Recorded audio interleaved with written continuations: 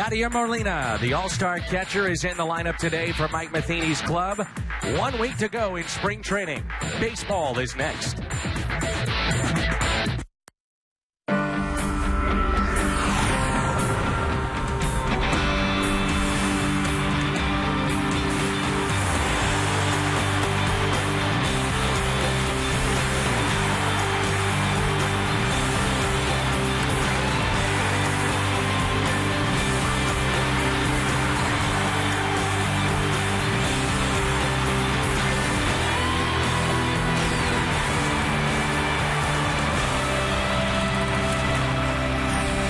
It's a very warm and windy afternoon here in Jupiter, Florida.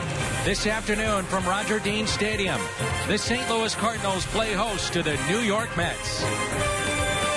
And welcome to Spring Training Baseball here on Fox Sports Midwest. That's Rick Horton. I'm Dan McLaughlin. With the wind blowing out today here at Roger Dean Stadium, the Cardinals have a sinker baller going. That is Jake Westbrook in one of his final tune-ups before the regular season gets going.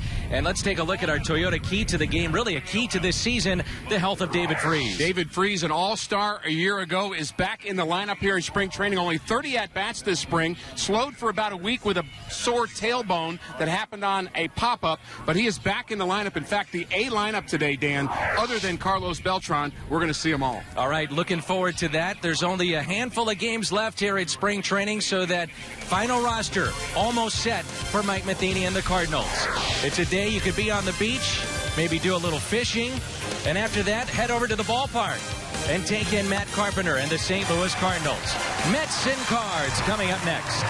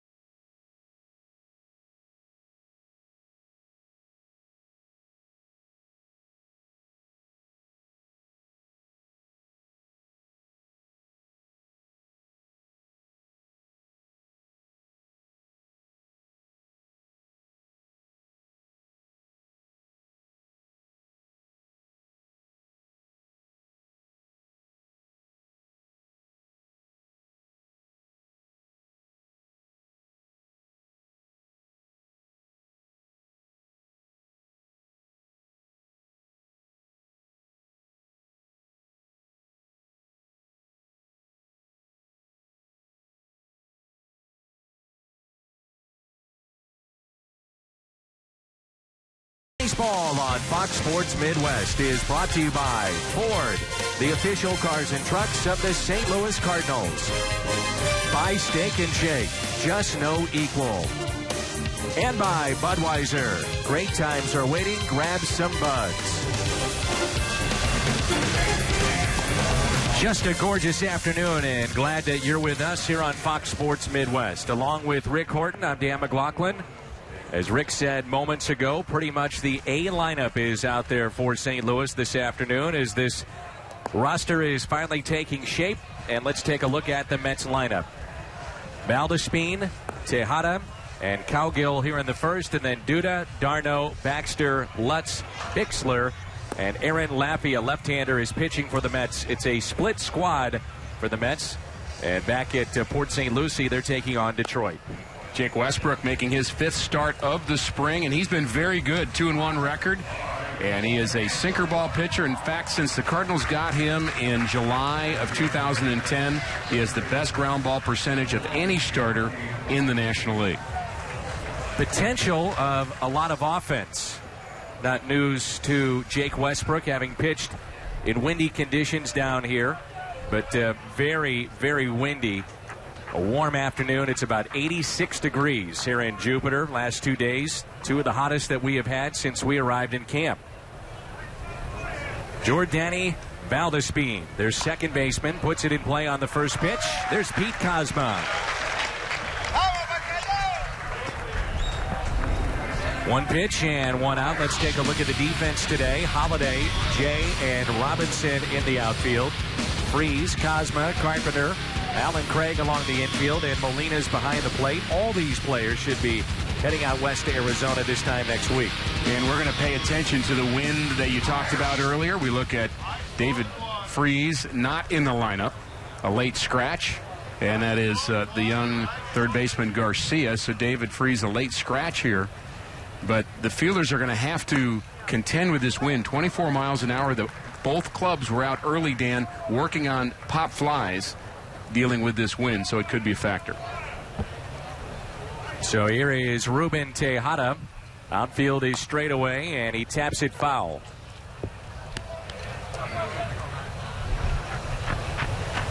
No balls and 2 strikes. Last time out, Westbrook, arguably the most efficient start of any of the pitchers that we've seen here in camp. He was terrific. And we just got word that David Freeze's back did stiffen up during batting practice today, and really just a precautionary measure. He was ready to go, but at the last minute felt like it'd be a little bit safer just to take the afternoon off. So we're going to see Garcia at third. And that is pulled foul.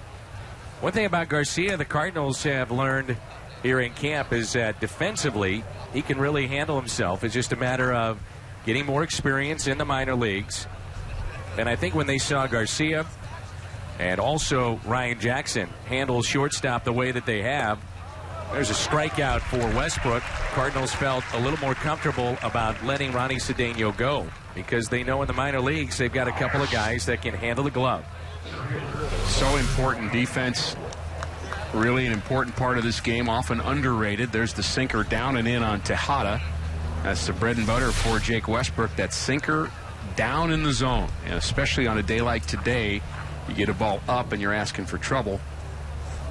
But you really do like those guys, especially with a sinker baller that can pick it on the left side of the infield. By the way, Ronnie Cedeno, signed by Jeff Luhnow, penciled in as the starter for the Astros. Tyler Green is on the trading block. 1 ball, 1 strike by Colin Cowgill at the plate. .288 average this spring. 3 home runs, and he's driven in 6. And that's a base hit to the right side.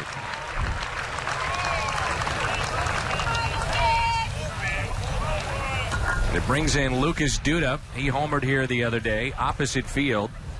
He has tremendous power, 4 home runs, 8 RBIs, and he's hitting .283. He's one of the fixtures in the middle of the lineup for the Mets this year.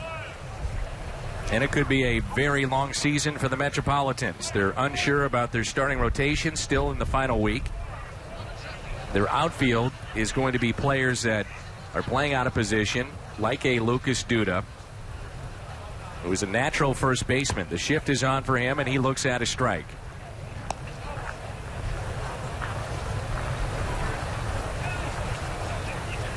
You think about a few years ago and how close the Mets were to winning a world championship and loaded with talent. And the demise of the core of that group ended with a breaking ball from Adam Wainwright to Carlos Beltran. That's the reality of it. And the other problem was the financial issues that the club went through collectively from ownership on down, which created some turmoil within the organization. But they're really looking towards their young players down the road. This is not going to be easy for them this year. This is not a star-studded lineup by any stretch of the imagination. David Wright, when he's out, and he is now with that injury to his oblique, this is a lineup you can pitch to. Duda, probably the most exciting potential here from the Mets' point of view with his power, but even he had some struggles a year ago. Ike Davis, another one of those names. 1 ball and 2 strikes with 2 outs and a runner at first. Runner goes. They'll test Molina. It was a check swing. He held up, and Yachty never got a handle on it, so a stolen base for Colin Cowgill.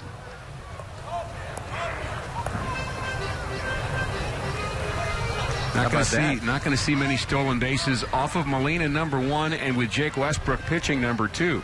Very quick to the plate and a decent jump, and Yachty just couldn't find the handle.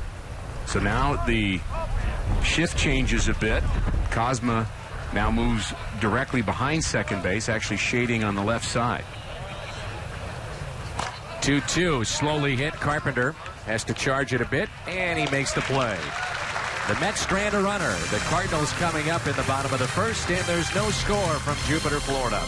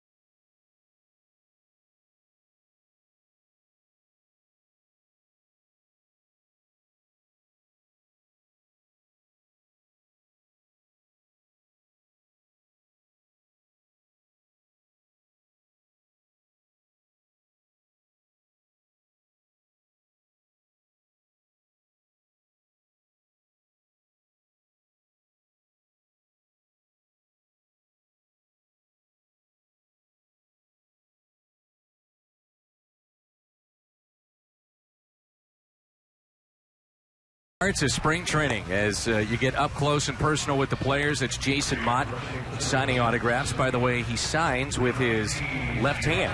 Right-handed pitcher that signs.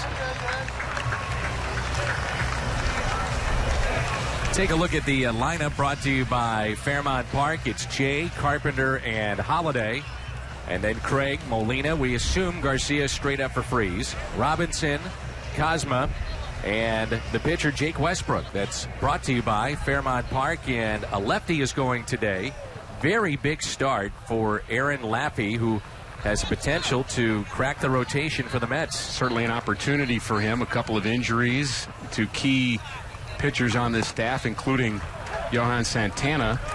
And he's been mostly an American League player. In fact, all of his career in the American League, a .500 pitcher there, getting his first shot in the National League. He hasn't given up a run yet this spring, so he's making the most of his opportunity so far. Here is John Jay. Had a very nice conversation with John's mom and dad. They drove up from Miami. They're here today. His mother is a school teacher, and John is really trying to make sure he's a leader on this team. He has expressed that publicly, that now that some of the bigger names have moved on, it's time for him to take that role of being a leader. And one of the things that he is going to do in St. Louis, he's got a charity event that he does down in Miami. He's going to make that in St. Louis for the Boys and Girls Club of St. Louis, which is great stuff. And I actually went down to Miami, Rick, and saw that field and the money that he has raised. And there's some huge guys that have been a part of where he grew up. And probably most notable would be Alex Rodriguez. But John is really trying to make a difference. And you applaud that, and you like to hear those kind of things. No question. And when you talk about the leadership vacuum, it's clearly there with players like Lance Berkman and Chris Carpenter no longer in Cardinal uniform. Certainly a vacuum there. I think there are some players that will step up, including Mr. J. It's Duda, Cowgill, and Baxter in the outfield. Lutz, Tejada, Valdespine, Bixler along the infield. Travis d'Arnaud, one of the top prospects in baseball, is behind the plate. So here is Matt Carpenter. Rick, how do you feel about the potential of a John Jay and a Matt Carpenter, two lefties at the top of the lineup, and then how an opposing manager then could mix and match late in games? Well, I usually want to have your left-hander split if possible, but I think Matt Carpenter's a guy, and when John Jay's right, same thing. Really doesn't matter whether it's a lefty or a righty. I don't think you're going to be able to abuse them by bringing in a tough lefty. I think you'll still get good at-bats from him. Even with a left-handed starter today, Mike Matheny using both of them atop the lineup. In some cases, you worry about that, but with these two guys, contact hitters, line drive hitters, I don't think you're as vulnerable as you would be with a big, free-swinging, long-swinging left-handed bat. 1 ball and 1 strike. Jay, the runner at first. He's leaning, then back to the bag, and Carpenter hits it in the air. Shallow left center field. And it carries out to Cowgill for the first out.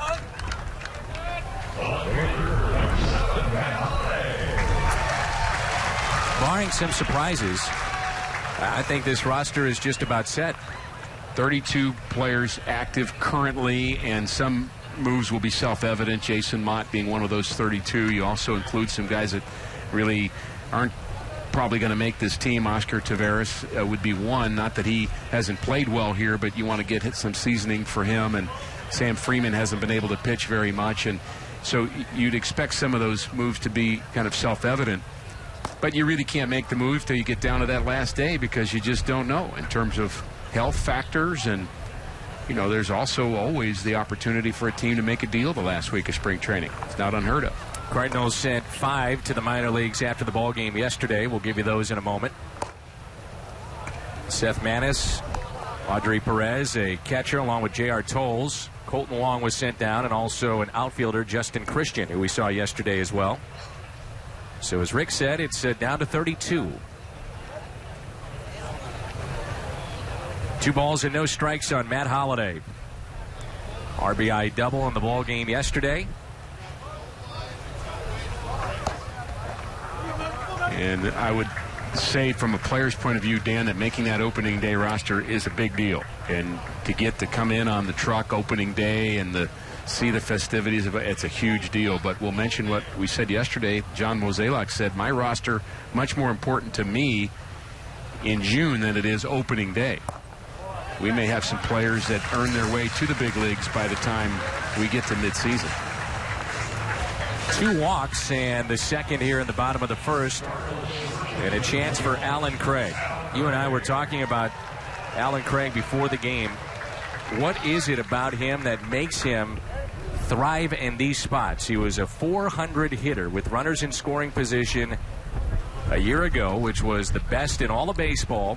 He has that unique stance. You think you might be able to bust one inside on him, but he's able to spray the ball and do it with authority and power. Over the last couple of years, you'd be hard-pressed to find another Cardinal that you would rather have at the plate in an RBI situation than Alan Craig.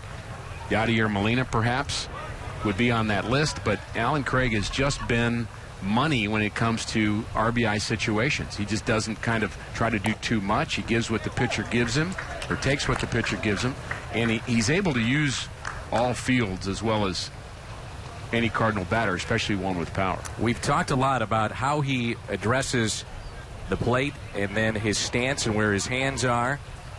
I was on a commercial shoot with Holiday, Freeze, and Alan Craig, all part of the Cardinal Glennon Homers for Health. This little chopper towards second, and they'll get one, not two.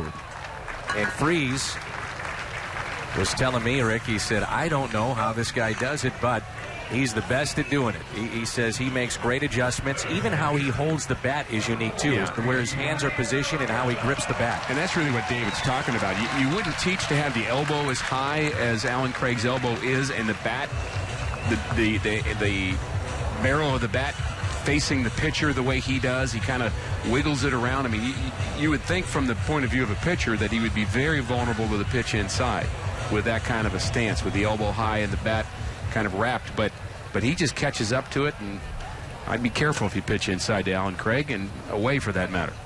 Now it's Molina. Just his 6th game he's appeared in this spring for the Cardinals. Back from the World Baseball Classic. And the Cardinals, a sense of relief, I think, for any organization that gets their players back from that healthy. The Cardinals a little concerned right now with Carlos Beltran, who had a foul ball off his toe that was done here in spring training. And Mike Matheny addressed it before the game, saying that we don't have any concerns with him at the plate. Right now it's about running and covering ground in the outfield. He's still limping a bit. I think that's always been the concern about the World Baseball Classic. Is it's not that they're doing anything different than they would be doing here in one sense, because it's still baseball, but they're playing at high level, trying to win what they believe to be important games, and so the concern might be that be more apt to get an injury during the World Baseball Classic. The Mets certainly feeling that with David Wright, Hanley Ramirez getting hurt for the Dodgers. Those are pretty big blows for them. Think about this. In Puerto Rico, in the semifinal game, of the TVs that were on throughout the country, 74% were tuned in to watch that game for Puerto Rico. 74%. So it gives you an idea just how important those games were to them. Cardinals get on the board. There's a base hit by Yadier Molina. Craig rounds second, on his way to third. A 2-out RBI base hit by Molina. And his RBI total is jumped up to 6.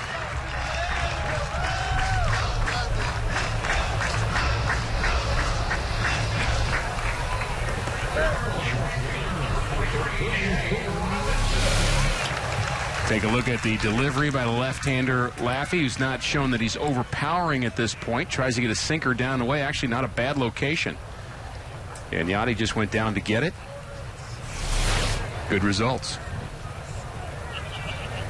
So this is Shane Robinson, who moves up one spot from the original lineup.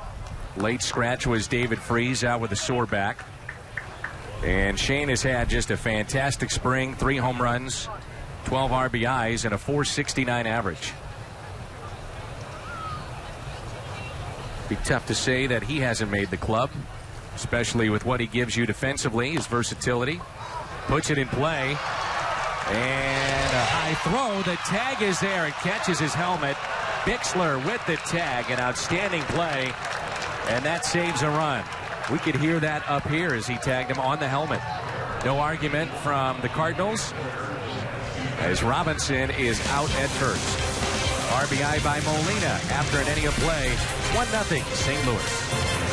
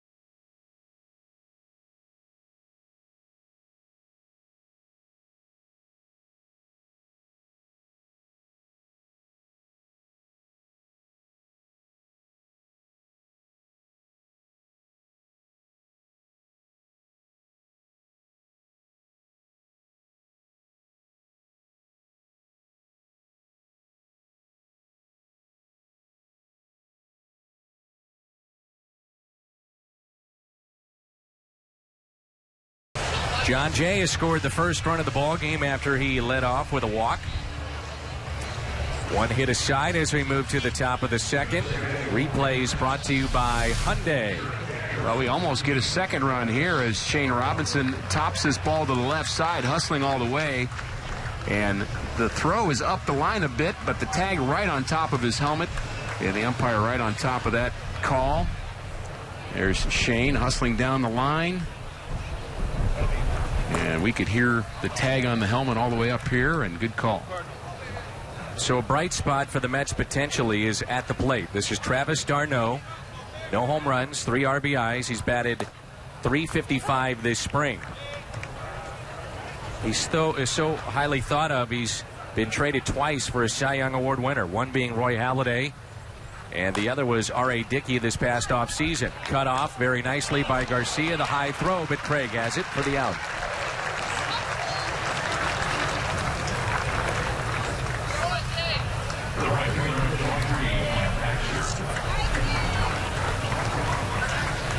So there's one away, and it brings in Mike Baxter. Jake Westbrook doing what he does, getting ground balls. One pitch, one out, high throw. But Craig making a nice athletic play. Baxter is from Whitestone, New York. Are you familiar with that? You are a native of New York? I'm not. Where do they hide in that city? Well, he attended Archbishop Malloy, grew up rooting for the New York Mets. Started at Columbia, finished at Vanderbilt, so he might be the smartest guy in the stadium. It might be. 1 ball and 1 strike. Ground ball towards second. Carpenter is there. By the way, Matt Carpenter, Rick, is not committed an error this spring. Season tickets still available at Cardinals.com. They've got a variety of plans to choose from. The full season, half season, 27-game plans. And that, of course, would include the hottest ticket, which is opening day. Season tickets at Cardinals.com. Matt Carpenter, you mentioned not having an error. He has such a high baseball IQ. And he's such a hard worker. Obviously, Jose Oquendo spending a lot of time with him, as has Daniel Descalzo, the other Cardinals second baseman. But so far, so good for Matt Carpenter. Jose Oquendo asked me what the hardest play a second baseman is going to ever have to make. It's a question he's asked Matt. He said, what's the hardest play for you to make? Now, hold on. Why is he asking you? You're a left-handed pitcher. He just wanted to know what I would say to that. Of course, I gave the wrong answer.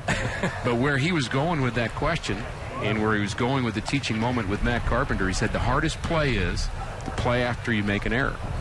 That's the hardest play for a second base. And he said, I want to see how you handle that. Not the ball to your right, the ball in, the ball over your head. It's how you handle it mentally, and so far so good for Jake Westbrook and for Matt Carpenter. 1-0 St. Louis.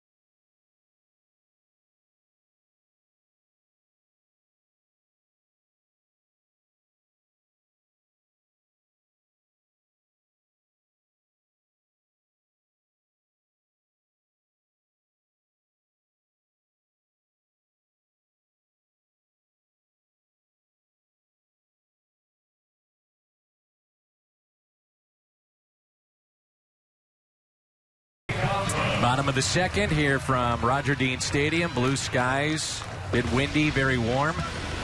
And don't forget about Fox Saturday Baseball. They'll fire it up April 6th, and the Cardinals will be featured against the world champion Giants. April 6th, the Cards and Giants from San Francisco. Fox Saturday Baseball.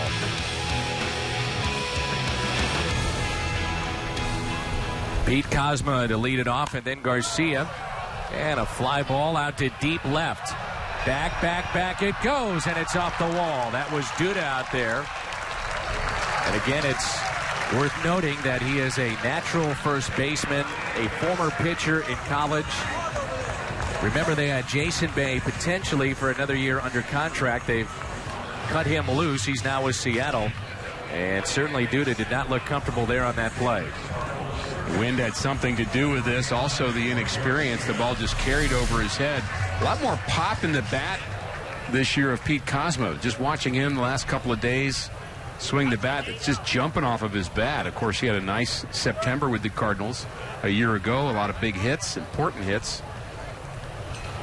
And he almost left the ballpark with that one. And now it's Greg Garcia.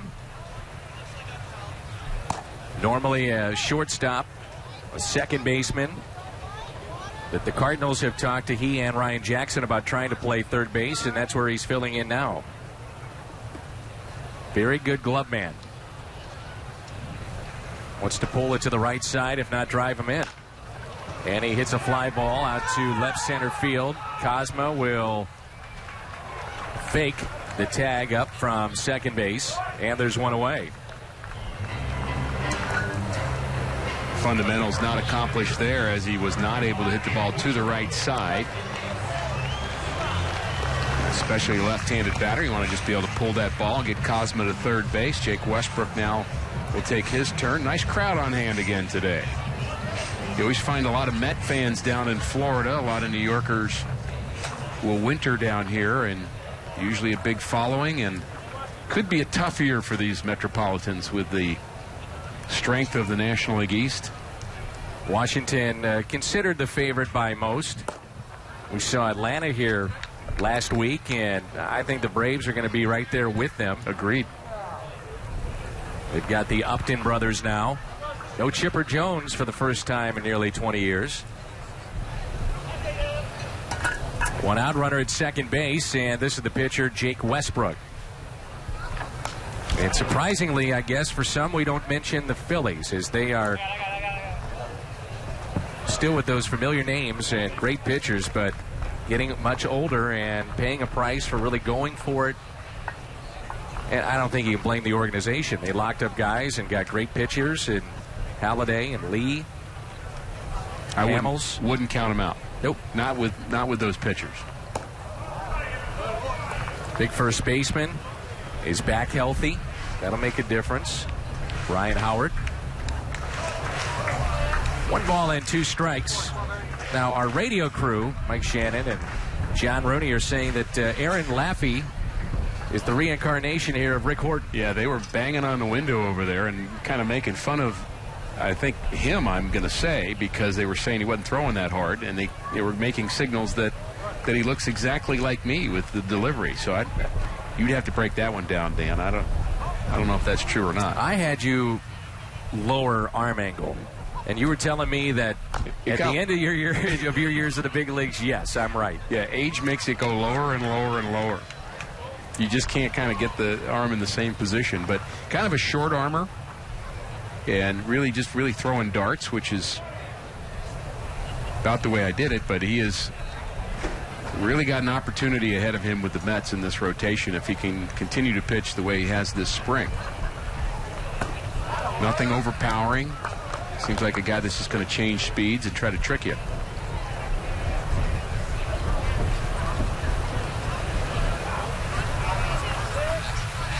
Two balls and 2 strikes.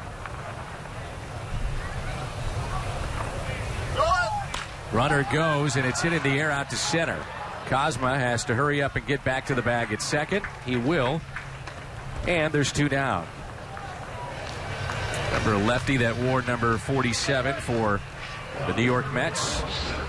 And He was with the Cardinals. Jesse Orosco. What a career he had. He's not still pitching, is he? He probably is somewhere. We just don't know. He might be. Teammate of Jesse's with the Dodgers, and absolutely loved him as a teammate. I mean, really just a good competitor. And think about the days of the Mets when he and Roger McDowell were out in their bullpen. That left-handed, right-handed combination was tremendous. And their starting rotation at the time, the Mets in the 80s, just really a strength of the team. Dwight Gooden and Ron Darling, who now does broadcasts for the Mets. Sid Fernandez. The Mets, by the way, this week have given the captaincy to David Wright. Signed a 8-year extension with the club. The last to have it was John Franco. And then prior to that, Keith Hernandez. Gary Carter also had that distinction, the late Gary Carter. And that really says something when a team does that. You're talking about a lot of players that tend to change uniforms quickly if you're not careful, and you want to make sure it's somebody who's going to be with you for a while. I don't believe the Cardinals have ever done that. The only other team I can really think of was the Red Sox with Veritek at the C in recent memory. Be a good question on who would be the captain of this team. I think you'd have to look at Yadier Molina. That's John Jay with a base hit into center. Cosma being waved in, and it's 2-0 St. Louis. John Jay with a liner up the middle and his 4th RBI this spring.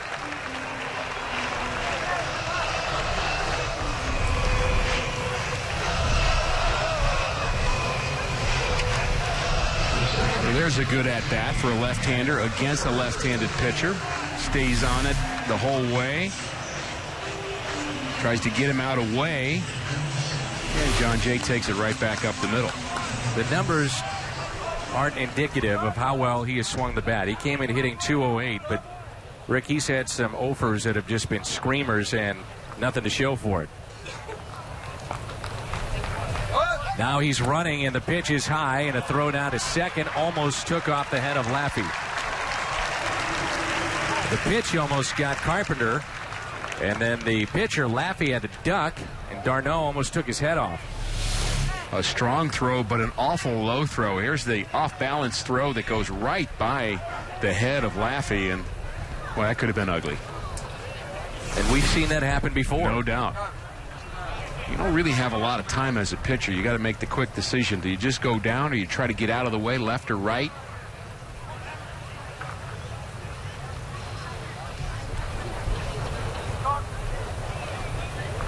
Here's a 1-0 pitch to Carpenter.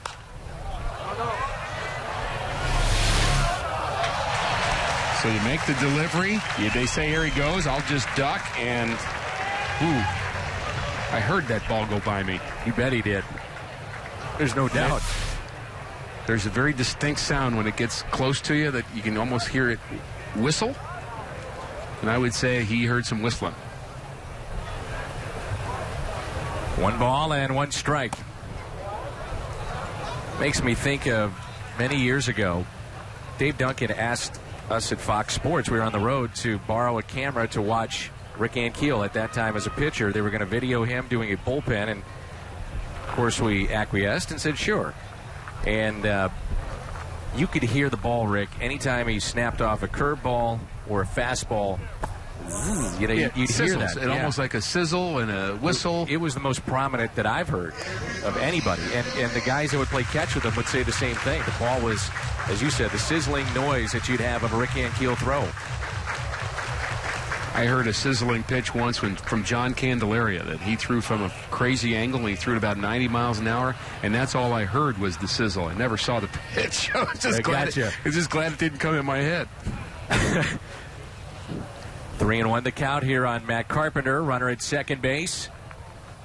Carpenter drives it into right, and it hangs up there for Mike Baxter. So Aaron Laffey, 2 innings of work. He's given up a pair of runs. Scoring the second run of the afternoon, Pete Cosma.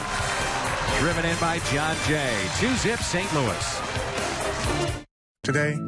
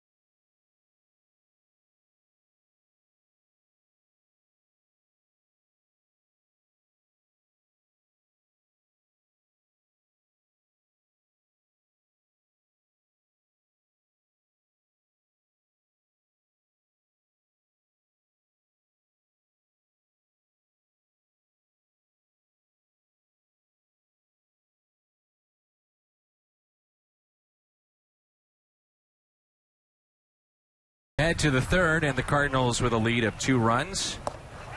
Back to work, Jake Westbrook. It's Bixler, Laffey, and Valdespin. Westbrook did go 6 innings his last time out, Danny. He gave up only 3 hits and 2 runs in that outing. And so you'd expect to see him get stretched out again, 6+ innings. And he'll be ready for the games that count.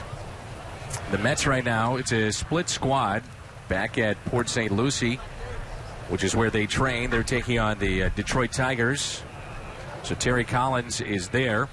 And Bob Guerin serving as the manager here in Jupiter for the Mets. Bob Guerin, former minor leaguer with the St. Louis Cardinals and former teammate, and really an outstanding catcher. Bob Guerin has as big a hands as any human being I've ever seen, and he was just an outstanding catcher in the Cardinal system. And we were chatting about a number of former teammates during batting practice today, and he has a son pitching at Princeton right now.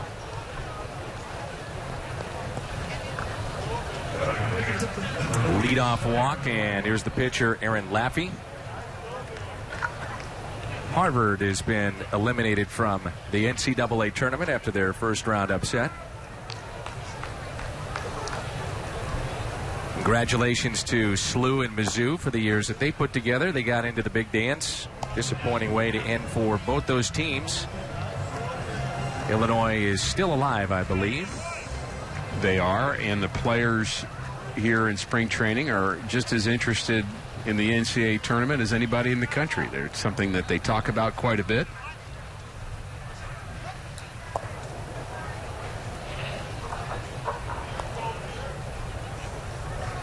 Don't see it often, if ever, a number 1 seed that loses early, but never know about those KU Jayhawks. They may go down early. Foul tip. And just to save you, Dan, you're only saying that as a reference to our producer, Mike Helling. Thank you. It was not intended for the rest of the KU fandom. No. Throughout. Just Mike. Gonzaga is out, though. They lost. We all have our favorites. 0-2 the count here on Aaron Laffey. Ooh, that was quick. You know, Jake has got a very good move. He does. Quick feet. Quick spin.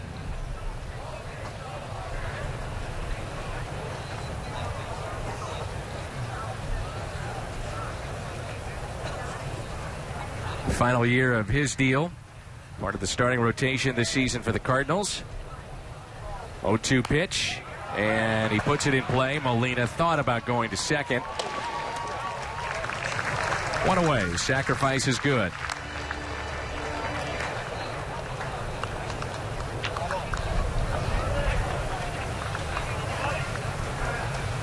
Jordani Valdespin lined out his first time up.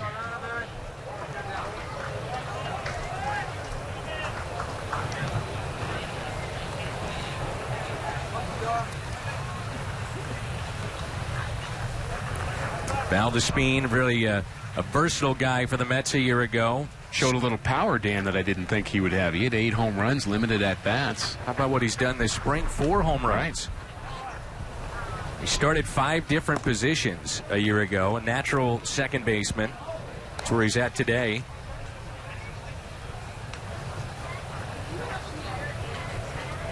You think about this Mets lineup, could be very susceptible to lefties with Duda and Davis, Neuenhuis, Valdespin. 1 ball and 1 strike. Also Daniel Murphy, and there's concern about him for opening day. Another left-handed bat in their lineup. We've talked about their injuries, Dan, already, but if you're the New York Mets, you can't afford to lose Santana and David Wright. There's not a lot of plan Bs for them when you start losing your best players. The Cardinals have had injuries as well. The fly ball out to center. Catch made by John Jay. And there's 2 away. Well, there's a lot of fans with the Mets that are frustrated with the trade of R.A. Dickey. The Mets received 2 of the top 3 prospects from the Blue Jays. Travis d'Arnaud, you see him here. Also Noah Snyder And Syndergaard, a power pitcher who's at A ball. But you have a guy that is such a unique story, a great story, a comeback story in one of the major markets of the world in New York, and you trade him away. That usually doesn't happen. It's the other way around. Well, you've got an organization saying that we're not going to win this year, but we want to win in 3 years. And we can not win with R.A. Dickey, or we can not win without him. It doesn't really matter, but let's make our team better for 3 years down the road. And again, that's a tough pill to swallow for a market like New York that's expecting you to just pay out the dollars. But again, the Mets have had their financial issues that I think they're starting to overcome now, but it's taken them a while to dig out of that hole, and it's going to take them a little while longer. Last year they were 74 and 88, fourth in the East. And this year they'll be trying to avoid their fifth consecutive losing season.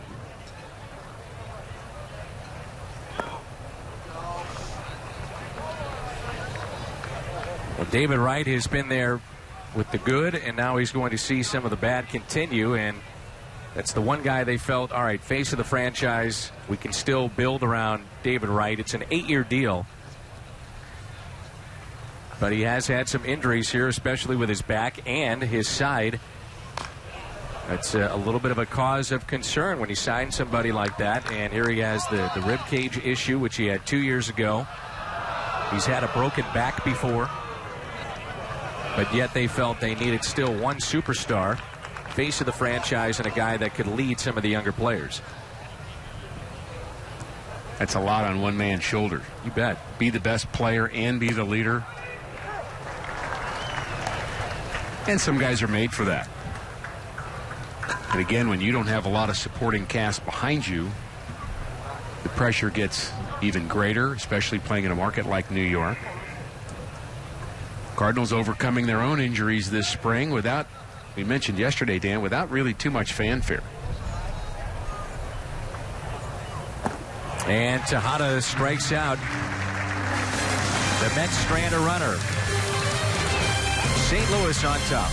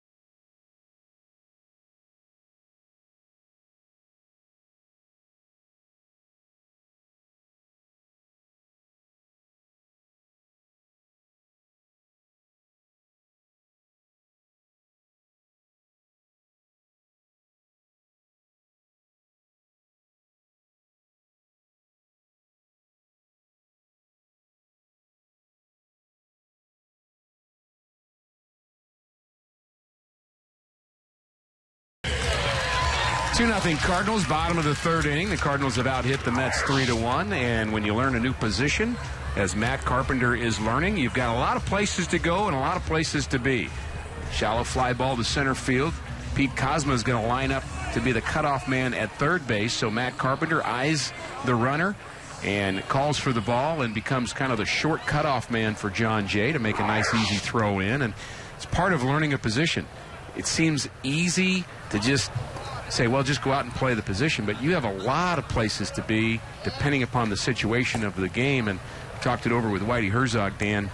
the other day. He said so many things happen in a game, you can't just kind of write it down on a piece of paper and do it. You've got to experience it, and there's so many kind of options as a manager and as a player that just you're going to have to learn by experience. First day of camp, I asked Matt Carpenter, how's this transition going? And he said, it's fine. He said, I can take all the ground balls I want with Jose Oquendo. And by the way, Matt has been here since the first week of January, down here working out at second base.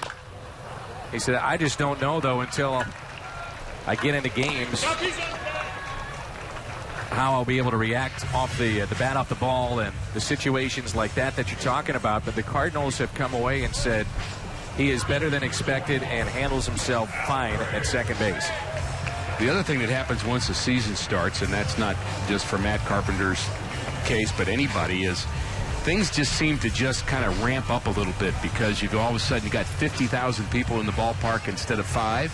You've got noise to contend with. You can't hear each other quite so well, so some of the cues, some of the visual cues and cues that you get audibly from your teammates aren't quite as clear. So there's opportunities for there to be kind of some confusion with that too once the season starts. But I'm not really worried about Matt Carpenter. Jose Oquendo's not worried about him. Thinks he's doing just fine. If you compare the transition from Schumacher doing this and then Matt Carpenter, it's been a lot better and I think easier as Craig picks up a base hit out to left for Carpenter as opposed to Schumacher. Remember, Matt Carpenter is a natural infielder by trade, corner infielder, so fielding ground ball is not foreign to him. It's just the position that he's at that's foreign. And we should say that Skip Schumacher is still missed in this clubhouse. Haven't had a chance to talk about him yet, but Skip was such a big part of the fabric of this team a year ago. Everybody hated to see him go, and you know, we give him credit for doing what he did when he went from the outfield to second base. That's not easy for somebody who hasn't been an infielder prior. But the thing with Skip that he struggled with is once he would make an error, he was so hard on himself, it was hard to kind of get past that and forget about it. And that's one of the things that Oquendo, again, is trying to hammer into Matt Carpenter's. You've got to have a short memory. That is fair. It blew back fair, and it's a ground rule double. Molina was just standing at the plate and then realized, wait a minute, this is being blown back into fair territory.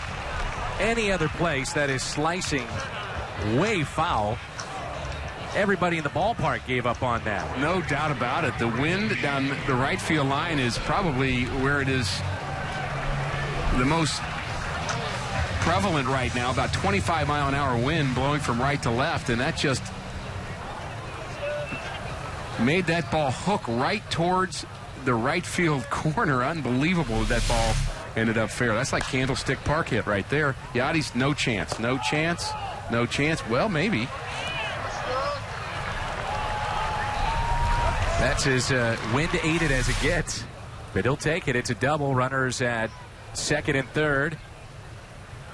And this is Shane Robinson. Already the 2-run lead for St. Louis.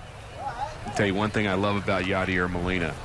During batting practice today, he was taking some swings off of his brother Benji, and he was getting some hitting tips from Carlos Beltran and Jose Oquendo. We're talking about where his hands were, and he was looking back at them. Very coachable attitude. Now, Yadi knows what he's doing, yet he knows he can still get help from his teammates. I just really admire that. And you mentioned Benji. For fans that maybe are tuning in for the first time this spring, Benji Molina added as the Cardinals' secondary hitting coach. John Mabry promoted to the top hitting coach. Mark McGwire went with the LA Dodgers. And really, the secondary hitting coach is becoming a popular move by most clubs now around Major League Baseball.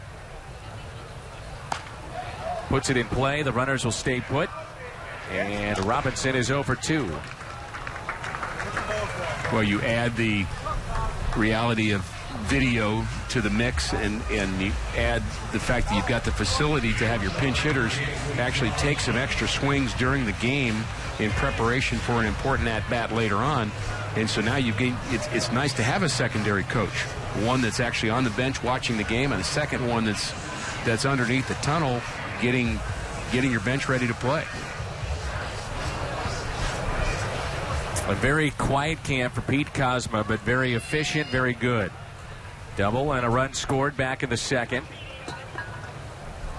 With this lineup, Rick, you're not asking your shortstop to play at an all-star level. If you get it, you'd love to see it. You're asking your shortstop just to be solid defensively.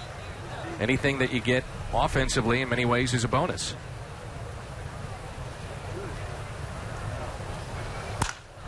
Kozma breaks his bat off the end of the bat, and that drops in for a hit. 2 runs will score. Kozma on his way to second. A 2-out RBI double, and it's 4-0 St. Louis.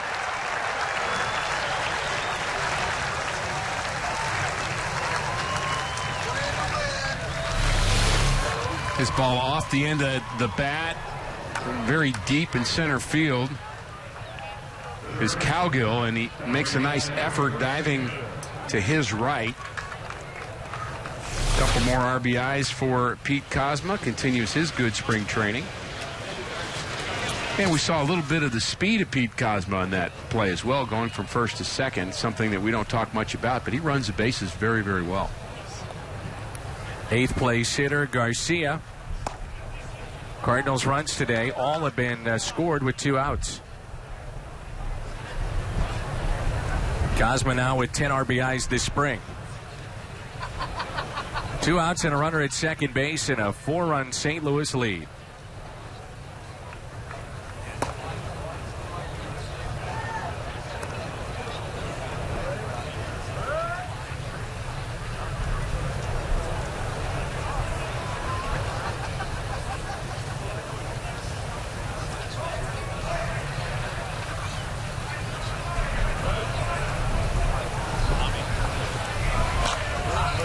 Up and out of play. Dan, you mentioned earlier that this is a split squad game for the Mets, so we're not seeing all of their best players here in Jupiter. Matt Harvey, their top right-handed starter, rookie from a year ago, is pitching in the game in Port St. Lucie right now against the Tigers, and many of their regular players are still at home, so we're seeing kind of I don't want to say the B team, but we're not seeing all of the regular Mets here today. But it's a classic thing you do in spring training, to get at bats for your team, and you wonder, why would you do that? Why would you split your squad? It's not about winning this game. It's about seeing players get enough at bats in game situations. So they've got some coaches here with their eyeballs on these guys, and they're checking out some guys in Port St. Lucie as well. We saw Harvey last week against the Cardinals, and he was impressive. Yep. They also have Zach Wheeler, who was in the Giants organization, and the Giants 2 years ago traded for Carlos Beltran, and the centerpiece of that deal coming back for the Mets was Zach Wheeler. And they say this guy is going to be something special. Bob Guerin told me he pitched yesterday, and he pitched in a game after Strasburg, and he said, I couldn't tell the difference. Wow. Now, I'm not sure if that was hyperbole or not, but I think Bob was very, very excited about the future of Wheeler, and he had an injury early on in spring training. We didn't see too much of him in the early going, but he's going to be in a Met uniform before it's through in 2013. I guess a really tough spot for these GMs is when to say, all right, enough's enough in the minor leagues. Whether or not we're winning or losing, this kid needs to be up and playing at the big league level. As Garcia hits it out of play, the Cardinals will be facing that decision, I would assume, this year. Number one with Oscar Taveras, and the other would be Michael Wacha, just thinking off the top of your head, and maybe Colton Wong would be in that group at some point. Well, they made that decision with Shelby Miller a year ago. There was really a toss-up as to whether or not this is the right time to bring him up or not, and they did, and it worked out. And, you get burned sometimes, and sometimes it works with a young prospect, and there's no real secret to it. There's just a feel as whether or not you think they can handle it mentally and whether or not they're going to be overmatched. You don't want them to be overmatched, because then they'll have it in the back of their head that I'm good, but I'm never going to be that good. You also have to think about the financial aspect of this too. When you want to start a player's clock towards arbitration and free agency. For instance, with Taveras or Wacha, if you start them down in the minor leagues and they come up later this year, you could not face free agency or arbitration sooner than you might with others. Good at bat here by Garcia, hanging tough against this lefty. Anybody who's followed the St. Louis Cardinals over the last 5 years, 10 years, knows that it's more than 25 men that produce the result of postseason play. You need probably 35 guys before it's said and done. So if you're Oscar Taveras, just go down and play well and be ready. At some point, somebody's going to get hurt, and they're going to need some punch in the middle of the lineup. And Matt Adams is going to get his at-bats, and ultimately Taveras will. So just stay ready. Here's a 1-2. Again, hit out of play by Garcia.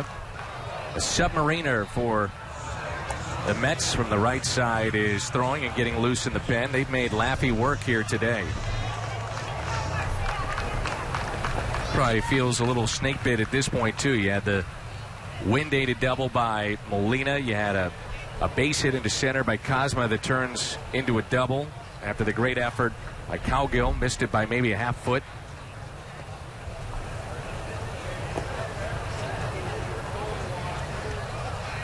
See that look, and it reminds you of Jeff Nelson, who was a mainstay for the Yankees and Mariners and actually was in camp with the Cardinals at the very end of his career.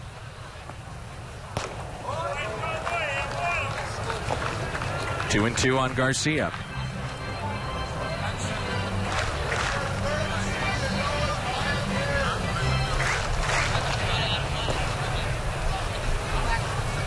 Slightly open stance for Garcia. Looks to be a little bit of a slap hitter here. Lefty on lefty, trying to go the other way. And it's turned into a pretty good at-bat. Spoiled a couple of pitches early on to work himself to a full count.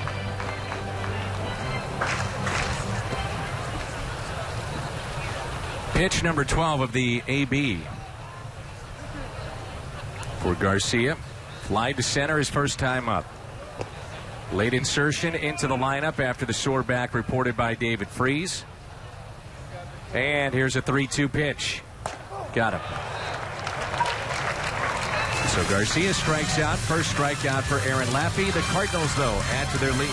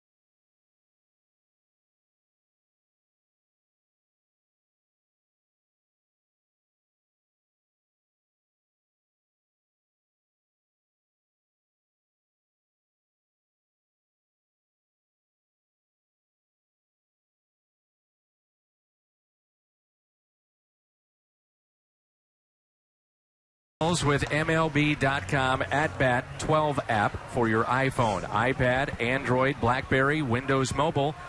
You'll have live audio, pitch tracking, video highlights, and more. Text at-bat to 31826 or visit Cardinals.com for details.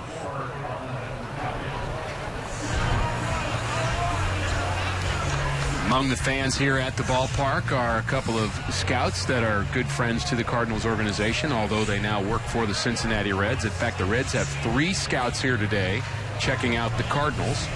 Imagine that. I think the Reds and the Cardinals, everybody would say, would be the teams to beat in the Central Division. But John Morris, former Cardinal outfielder, and Marty Meyer, a longtime Cardinals scout who now works in the scouting department with the Reds, they're both here at the park today. Here's the 0-1 pitch to Colin Cowgill. Talked about it yesterday. The Reds have moved Aroldis Chapman. Oh, Garcia, nice play. Backhands. He was playing in and takes an extra base hit away.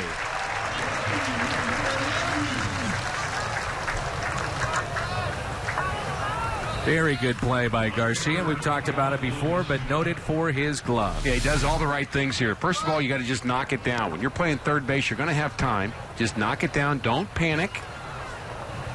Don't try to do too much. He's still able to get Cowgill, who we already know runs well. He stole the base off of Molina early going. So those are all the things that are going on in your head, but you can't panic. And a lot of young players will do that. They'll speed up the game just a tad too much, and that'll force an error. Lucas Duda, 0 for 1. He grounded out to second.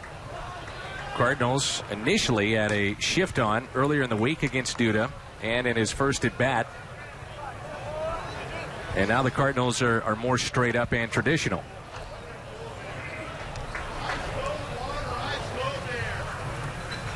I don't know about you, Rick, but the move of Chapman back to closer, in my mind, is the right move.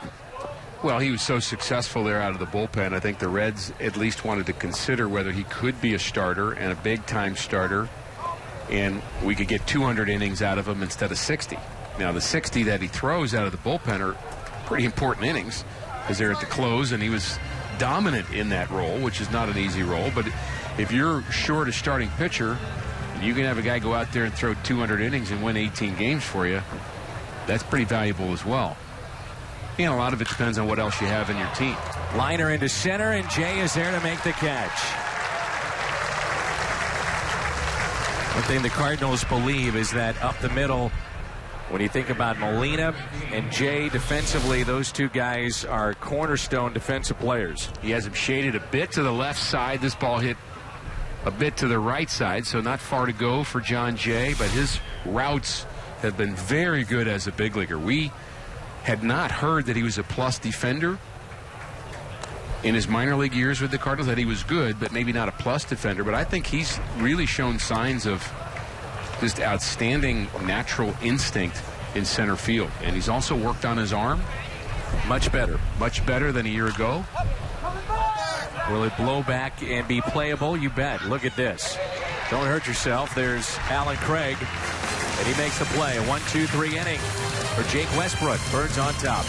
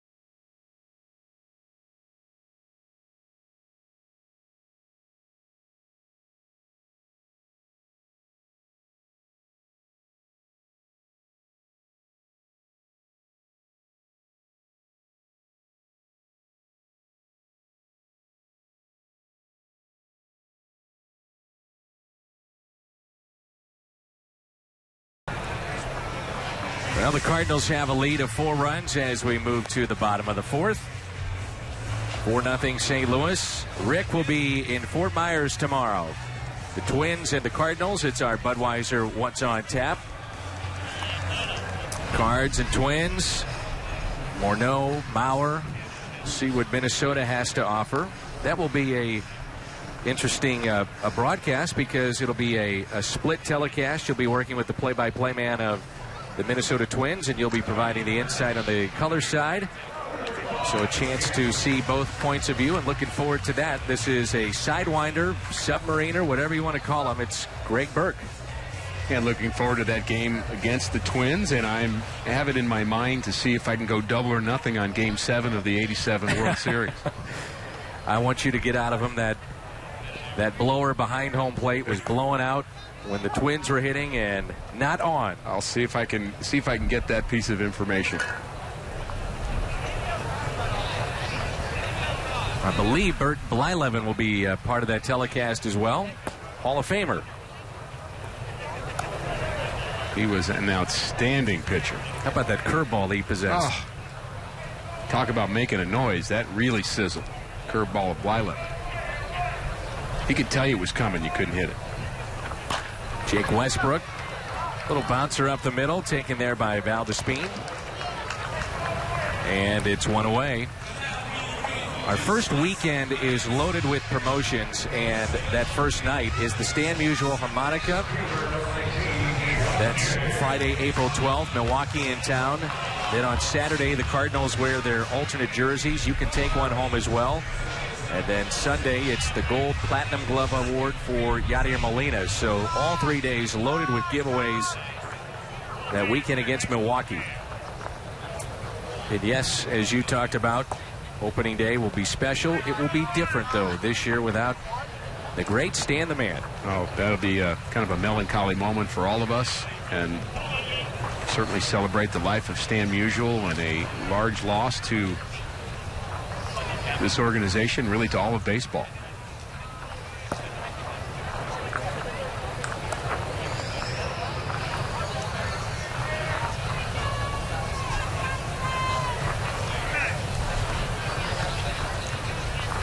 Two balls and no strikes. This right-hander put up some very good numbers in the minor leagues a year ago, an ERA under 2.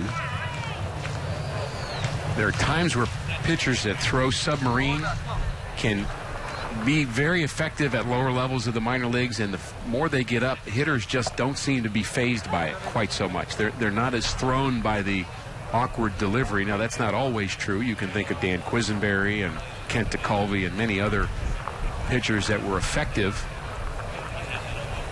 throwing from that arm angle, but it's a lot tougher to do in the big leagues than it is in Double-A. There's a walk to John Jay on base for the third time. Whitey Herzog told a story at dinner the other night with us. I could not believe it.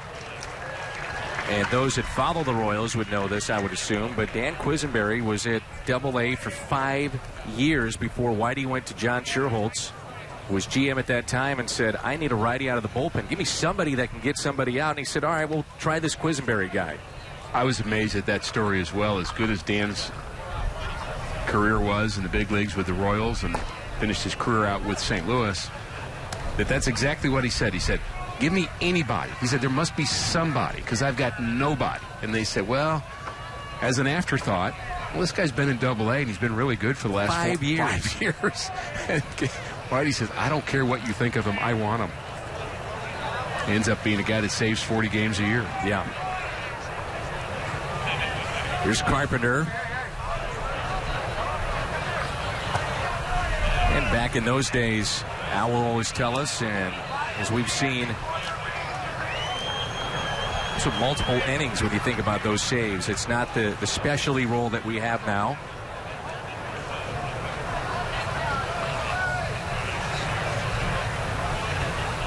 One ball and one strike.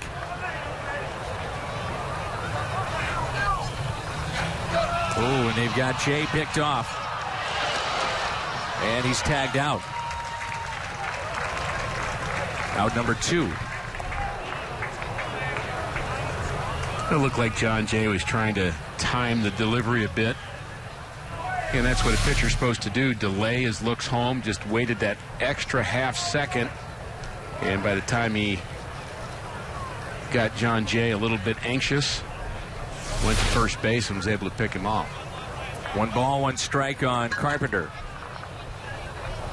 You know, it's interesting, Dan, that 3-inning save, you almost had an evolution. There was a time where it was 3 innings. You go back to Bruce Sutter and Al Raboski and Dan Quisenberry, those guys who go 3 innings. And then it kind of evolved into we'd use our guy for 2 innings. And I think of a guy like Todd Worrell as being a guy that Whitey would use for 2 innings. Todd actually here at the ballpark today, and he actually was the speaker at the Players' Palm Sunday Chapel before the game. And Todd in town for the weekend. Walk to Carpenter, back-to-back walks. But now it's become 1 inning, that's it. And the evolution has taken maybe 25 years to come to fruition, but I think managers just believe they want their guy out there for the 3 most important outs in their mind, and that's the last 3. And, of course, there's a great debate about whether or not that's the way to do it or not. Here is Holliday.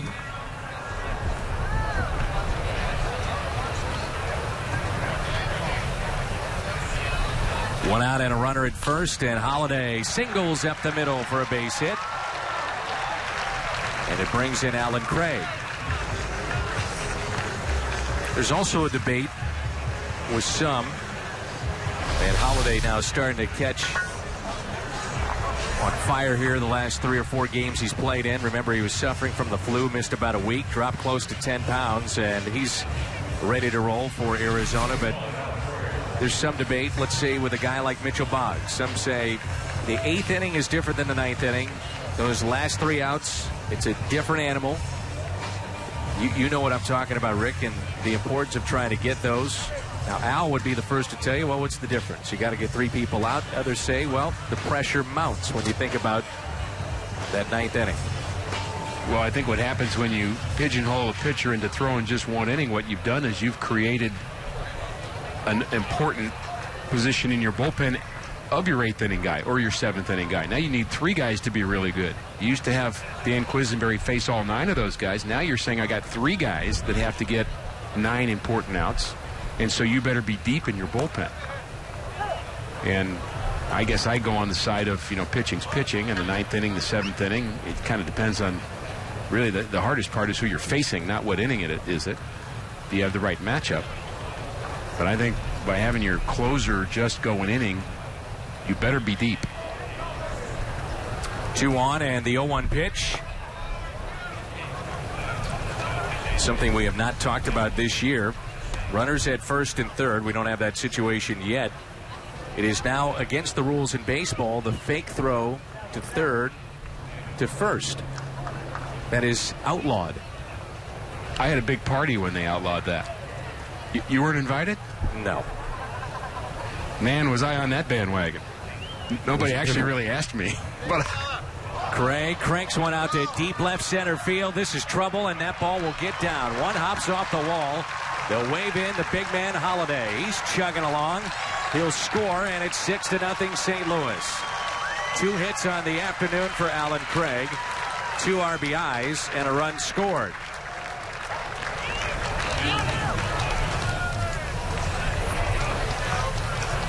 Nice to see production from the middle of the Cardinal lineup. The guys that matter, Matt Holliday and now Alan Craig. That's a pretty decent sinker, and that's the pitch I'm talking about. A double-A hitter may be bailing out on that, but Alan Craig keeps his head right on it and drives it out in the left center. I think only Andy Van Slyke could have caught that baseball.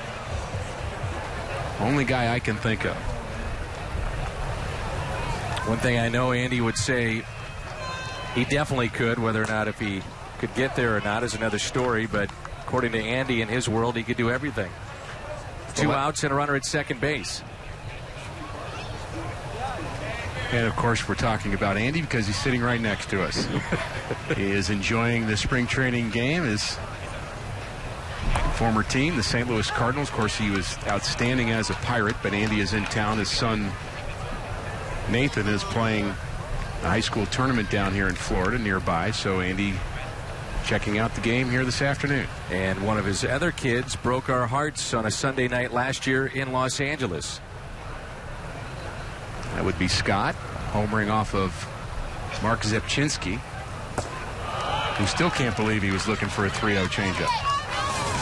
Strike out of Yachty, but the Cardinals in control of this one. 6-run lead.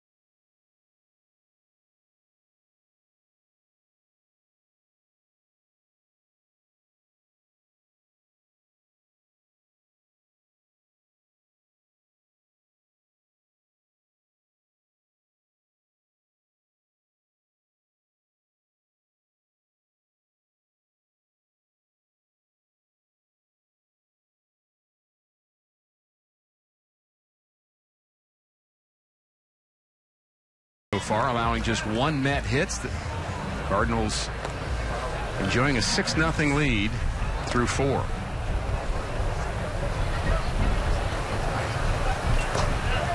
There's a strike, and we're underway here in the 5th.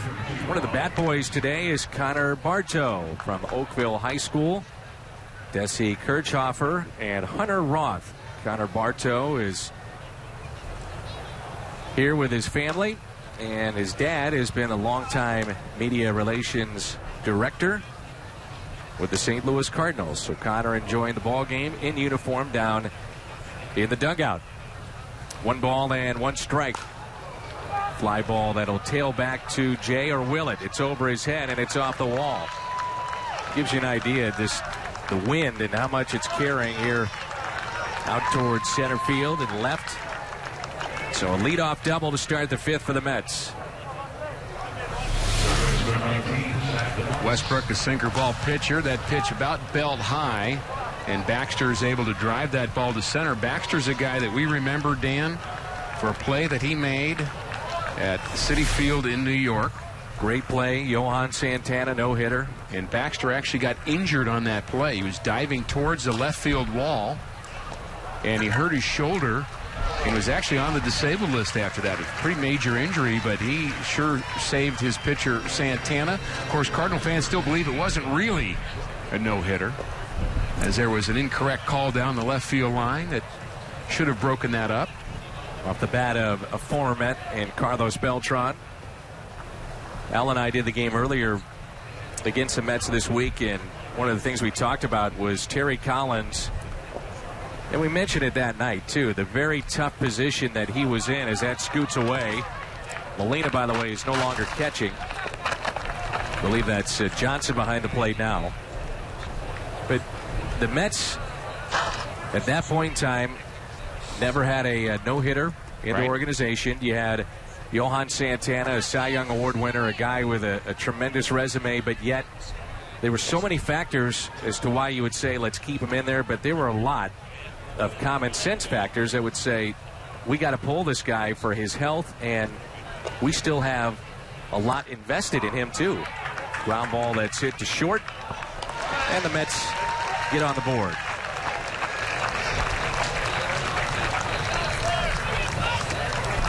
Part of that weekend against the Milwaukee Brewers, as I mentioned earlier, includes the Yadier Molina Gold and Platinum Glove Award, presented by Rawlings. Yadi likes it. He'll give you a thumbs up right about now. And a little smirk to go with it. He's very happy about it. He liked it. It's Sunday, April 14th, and we hope to see you at the ballpark. But going back to that, you know, Terry Collins was really, in a way, just stuck. Yeah. What to do. In some ways, you have to rely on the player themselves to give you an indication of just how you feel. And, you know, it's not an exact science anyway. As that ball gets past Cosma, it almost looked as if the ball took that last hop, and maybe the sun became a problem for Cosma as he kind of shielded his eyes at the last second. Probably going to go as a base hit. Here's the hop. He's low. Ball's high. And, well, he just booted it. Probably should be an error. I changed my mind.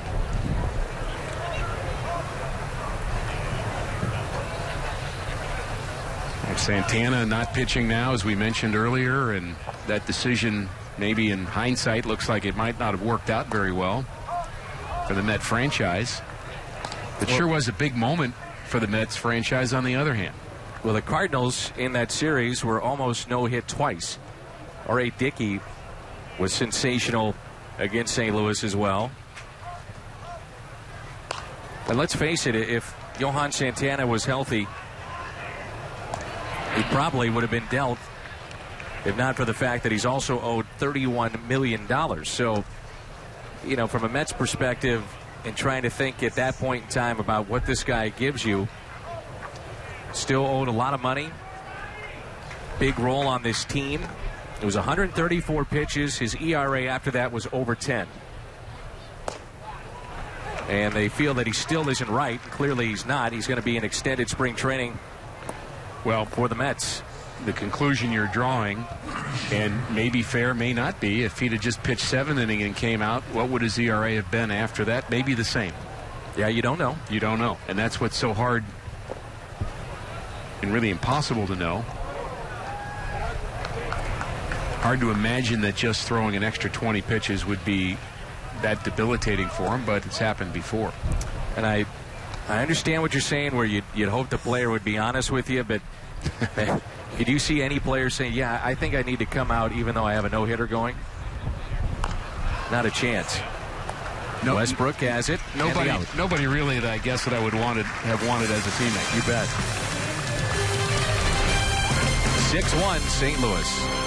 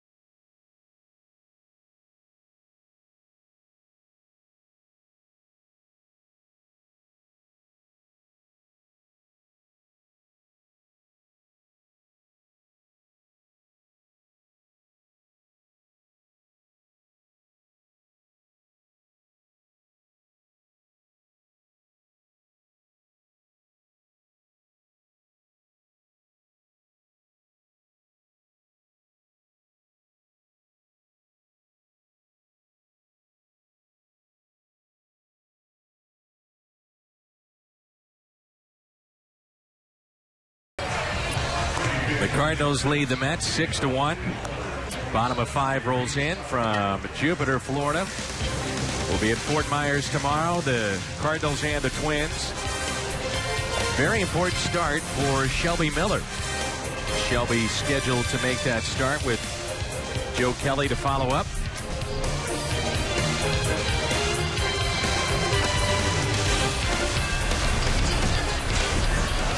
Jeurys Familia is the new pitcher, 6'4", 230 pounds, out of the Dominican Republic. He did appear with the Mets in 8 games a year ago, primarily at AAA, and those are his numbers this spring.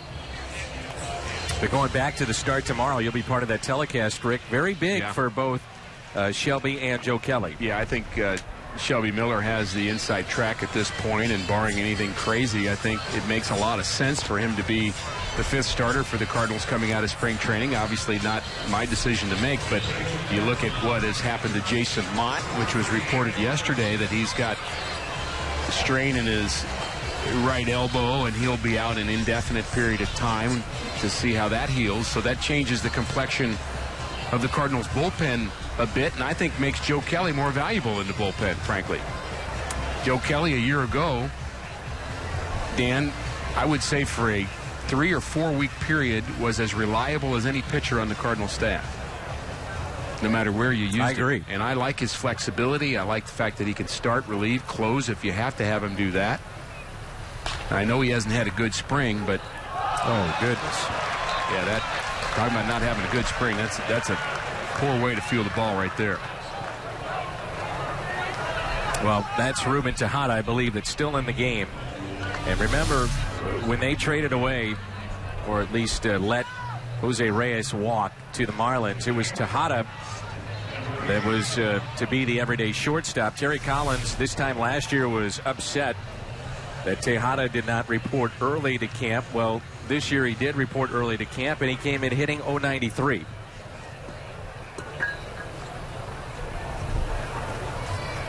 Robinson a lead at first, and this is Pete Cosmo. Speaking of not reporting to camp, Dan, still very disappointed that the Cardinals have not seen Martinez. hard-throwing right-handed minor league pitcher who's still having visa issues in the Dominican Republic, and a guy that was really supposed to be here at big league camp with a chance to kind of wow the big league coaches still isn't even here. Cosma pops it up. Watch it. Oh, the catch is made by Valdespin. Now, Rick, you know my wife enough to say that she is a saint. Yeah. A saint. Yeah. Doesn't complain about much. Well, rarely does she watch the games, but if she does, yes, occasionally I'll get a text message, and the text I got was, "Stop complaining about the wind. We have about 6 inches of snow. You and Rick be quiet." Well, I actually have a picture of the snow. She sent one along with it too. So we don't mean to rub it in down here, but it is very warm, very nice. Ouch.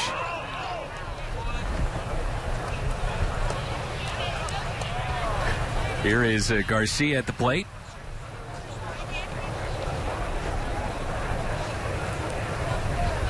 Garcia had a 12-pitch at bat.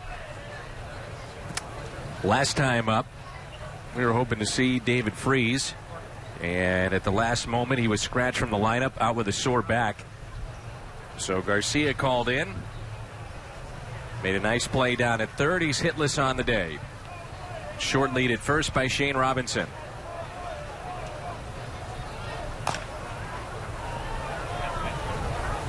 We open up with the Arizona Diamondbacks, and the Diamondbacks really a different looking team this year because they traded away Upton to the Atlanta Braves.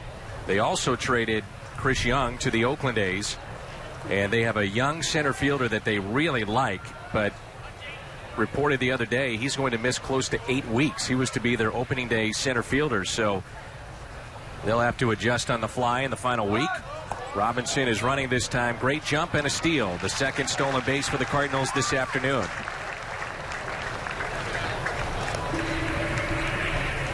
I asked Shane Robinson how much he enjoyed having Willie McGee down here in spring training, and asked him if he talked much about outfield play, and he said no. He told me more about stealing bases. Said he picked up a few things from Willie and appreciated him being there, and be interesting to see how much the Cardinals run as a team this year in 2013. 1 ball and 2 strikes on Garcia. Well, that's one of the ways that they can try to generate some offense, which at times with the way things went last year, and we mentioned it yesterday, the Cardinals would have those extended lapses of being shut out or 4 or 5 hits, couldn't generate offense, and Mike Matheny has even made that a point of emphasis with John Mabry at spring training to try to work on that. How can we avoid those types of stretches in the regular season?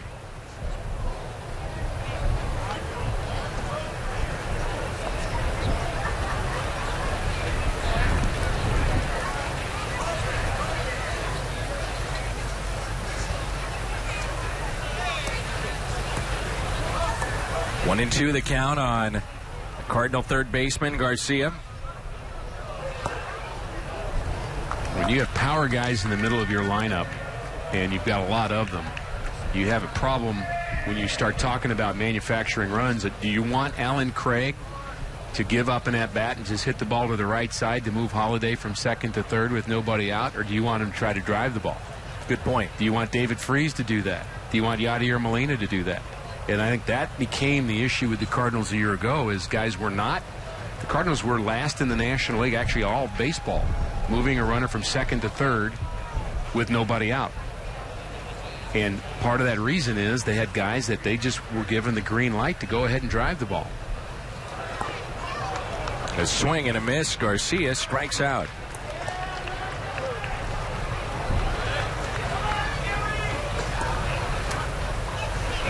Well, at this point in spring training, you're trying to extend your starters, and that's what we're going to see here with Jake Westbrook. Last time out, it was 6 innings. You would think at least 6, maybe 7 today. Trying to bunt for a base hit with 2 outs and a runner at second base.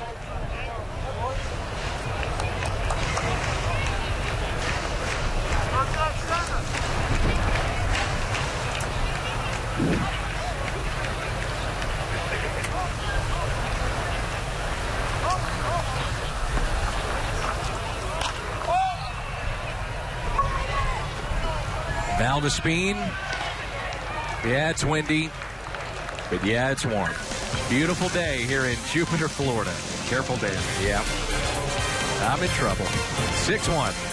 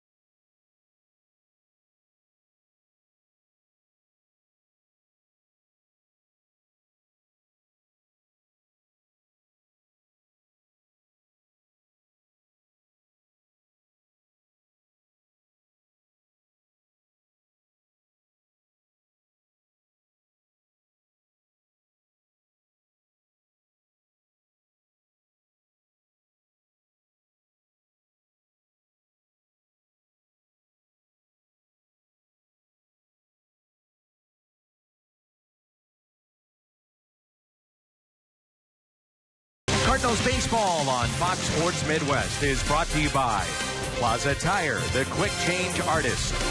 By Bud Light, it's the sure sign of a good time. Here we go. By Chevy, visit your local Mid-America Chevy dealer today. By Bomarito, where price sells cars. And by Schnucks, your neighborhood hometown grocer. Westbrook back to work as we start playing here in the 6th inning.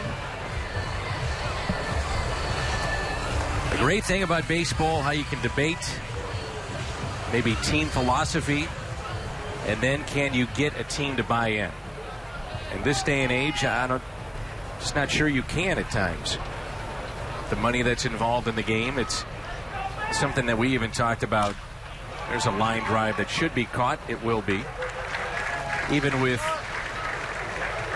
you and I visiting the other night about just guys long tossing and keeping their arms strong and kind of the lost art of that, to where we both agree you're not paid for a strong arm. You're paid to drive in runs and home runs and power, offense. You just don't see the total package a lot of times, do you? Well, I think when you're on a winning team, you have a better chance of being able to develop a philosophy that's less selfish, that has more of an us element to it. I think if you're on a club that's a lower division team, then you really have trouble convincing somebody that defense is important, because the contracts, the pay, and everything is based on their offensive numbers, unfortunately. That is ripped down the left field line and fair. Colin Cowgill for the Mets has 2 of their 3 hits. A single, a steal, and now a double. Another pretty good at bat. There's a slider that sits up about belt high, a little bit flat, from Jake Westbrook, who's going to throw mostly sinkers and changeups. He actually has a very good changeup. He'll get more strikeouts on his changeup than one might think. It's a good kind of complement to his sinking fastball. And for a sinker ball pitcher who often kind of drops down a bit, that slider becomes a difficult pitch to stay on top of sometimes. You have to get that downward tilt. 66 pitches and a lot of strikes in that mix. A 6-1 lead for the Cardinals. Rick, at what point during spring training do veteran pitchers say, okay, enough of working on a new pitch or trying to perfect something that, you know, I'm trying to get a little bit better and I'm going back with my bread and butter? At what point do you do that? Depends on who you are. depends on how solid your position is with the team. I think a guy who's a veteran pitcher that's not worried about his job, and let's put Westbrook and Wainwright into that. And that's where I'm going with this. Yeah, and for those guys, I think you get to where you've got 2 starts left before spring training. I would say now. I think right now you want to start being concerned about results. First couple of times out, every player wants to do well. But if you don't do well because you're working on a particular pitch, you're not really going to lose any sleep over it. But I think the competitive juices start to flow that last week of spring training. We still do not know the order of the rotation for the Cardinals, with the exception of Adam Wainwright on opening day. That'll be seen on Fox Sports Midwest.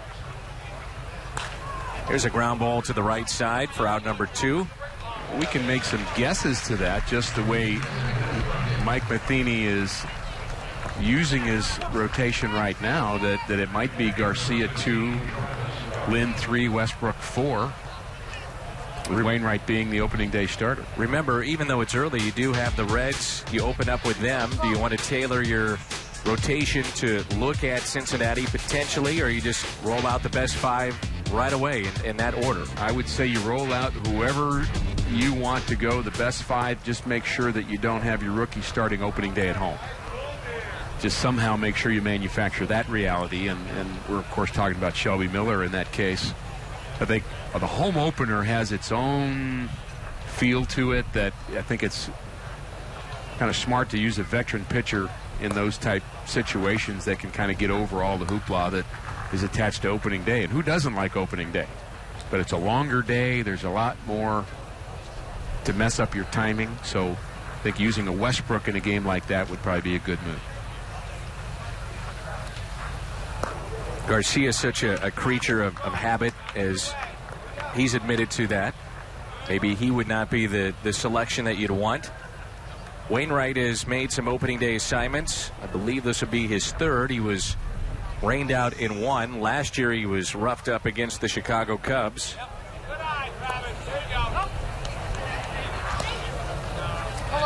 Adam, even without his best stuff a year ago, was still at times dominating. Remember that complete game that he had against San Diego?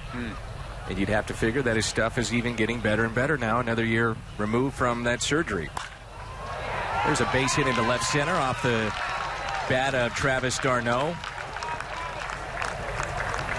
They think he is going to be a superstar, Travis d'Arnaud.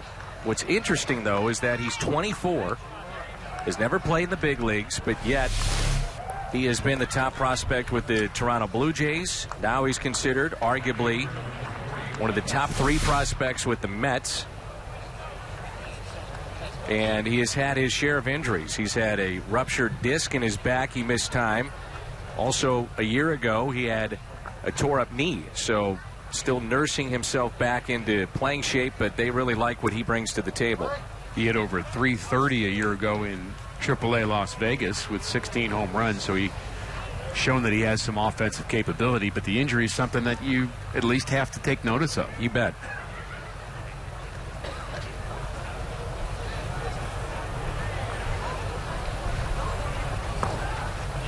I'm looking forward to seeing how the Blue Jays fare this year with the new faces that they've had. They've really amped it up, and they're saying, hey, we're going to go for it.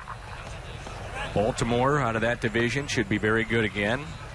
Never count out the Yankees despite their injuries and age. Boston, you're not sure about them. Tampa Bay always finds a way to win. You bet. How good is Joe Madden? Well, he does a great job of pulling that team together, and really is not the greatest of baseball followings in that town, and yet they somehow just bring it every night, and they just continue to be good and in a tough division. Mark Teixeira is going to miss considerable time. He was hurt in the World Baseball Classic. Curtis Granderson was hit by a pitch. He's going to miss time. Jeter is still nursing back a sore ankle. Questions about his durability and availability early on in the season as Derek Lilliquist is out to visit. And good to see that Sam Freeman is throwing in the Cardinals bullpen. We have not seen Sam throw since February 24th. He had a shoulder impingement. And he's another one of those young arms. And he throws 95 from the left side. He was throwing BBs about 3 days ago in a bullpen under the watchful eye of Derek Lilliquist, who has finished his conversation with Jake Westbrook. And not just Derek Lilliquist, but a number of Cardinal pitchers were standing by watching Sam to give him encouragement, because it's, I tell you, being in spring training and being a pitcher trying to make a team and you can't throw, it is a lonely, lonely place. You feel like you're not kind of pulling your weight, and to have your teammates there with you kind of encouraging you, I think that's a big thing. And he was throwing very well that day. We'll see how his arm is today. 2 runners on, and the count is no balls and 1 strike to Zach Lutz. Last year at AAA, he hit .269. And 2 years ago, he played 36 games at third when David Wright was out with that stress fracture in his back. His natural third baseman. He's been working out at first as well. Also played a little left field.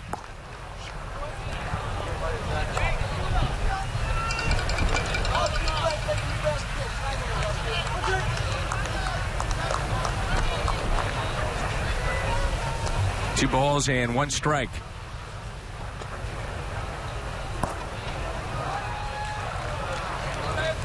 Yeah, it looks like Jake may have hit a little bit of a wall right here.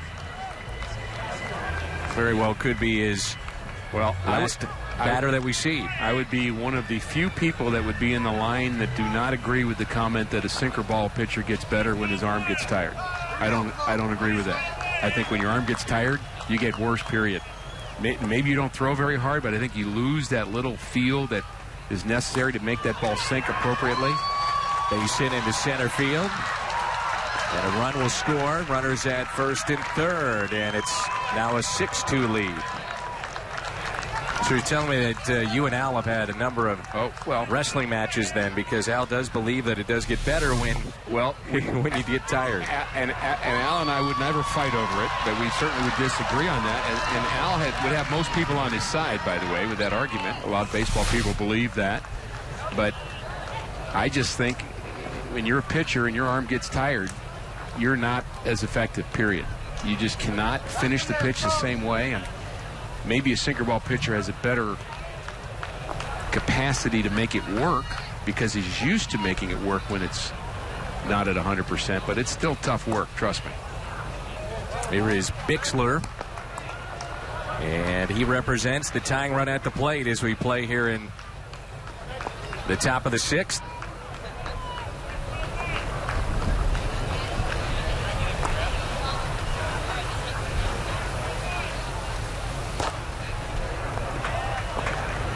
Two balls and no strikes. Oh, Freeman has been standing on the mound. He is loose and ready to go.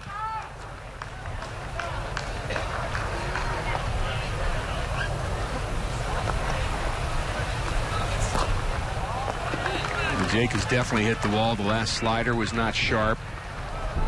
Kind of cut that pitch off. Didn't really finish it quite as well and just pulled it down and away. And here's where you're just hoping something good happens. That was pitch number 27 of the inning.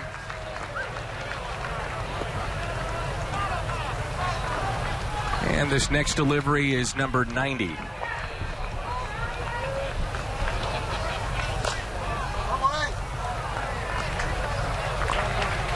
Well, the Cardinals would love to see, obviously, Westbrook get out of this inning, but then you have Sam Freeman. As you mentioned, it's a lot of pressure on him, but he comes in with a fresh inning and not having to deal with runners on. Right. Give him that fresh start. Here's a 3-2 pitch. Garcia to his left hand makes the play. A 6-3 lead as we move to the bottom of the 6th.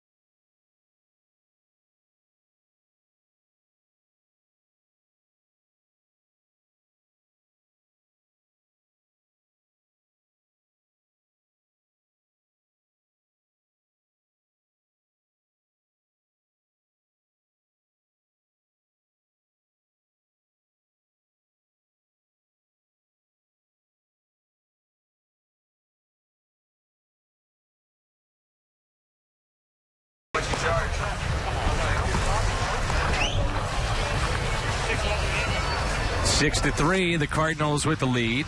And the alternate jersey is coming up that weekend against Milwaukee. It'll be April 13th. That'll be the first night the Cardinals wear their new uniforms at alternate jersey, the cream color based, and St. Louis on the front. The piping down the middle on the side of the pant. And I think people are going to like it. Do you have one of those yet? Not yet. I need to get one. I think you should get one, and I would love to see you get one with Roboski on the back. Al has one. Well, I think you should have one. Wrong. No. Al has one from the Caravan. And I'm surprised. Didn't you have one for yourself? Yes, but they took it back. They took it back for a autograph session of some sort. So I guess you're telling me Al stole his. Well, I don't want to be the one to break Let's get him in trouble right now. I don't want to break that story. We had such a fun caravan. We had Adrian Chambers on our trip, and Shane Robinson, and Mark Zepchinski, and Barrett Browning, who made a contribution a year ago out of the Cardinal bullpen, and we just have such a fun time with those caravans. Here is John Jay trying to lay down a bunt and pushes it foul. Well, we would assume that Sam Freeman would take over next inning. He is not on the mound right now, but he very well could be loose and just waiting in the bullpen or made his way down to the dugout.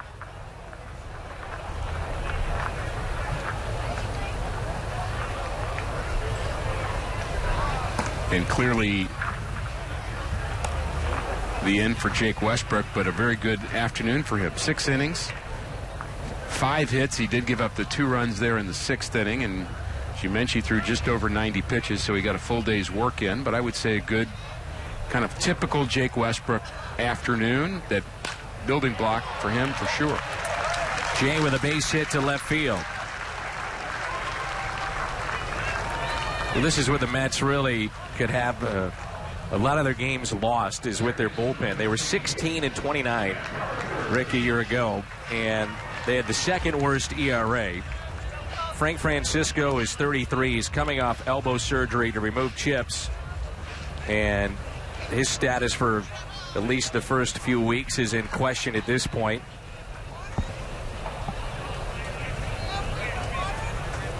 Have Bobby Parnell in their bullpen, who's been there last few years, and he could close. He could be their closer. Certainly has the stuff to do that.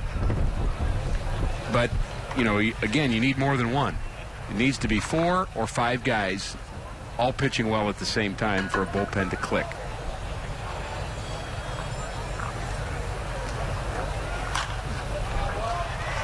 When Beltran is healthy and in the lineup, and we can pencil him in, I would think, for opening night, despite the sore toe. Is he better off served as your second hitter in the lineup and dropping down Carpenter? Let him benefit from hitting in front of Holiday, and you've got a great 1-2 punch there, too. I think that's how you start out. I'd like to see the dangerous at-bat of Carlos Beltran is up as often as possible. Jay is out. Trying to pick up his second stolen base, and Darno catches him this time. He stole a base, was picked off, and now caught stealing, so that's an interesting little trifecta for John Jay. Close play here. The throw a bit high, and not sure if he was out or not.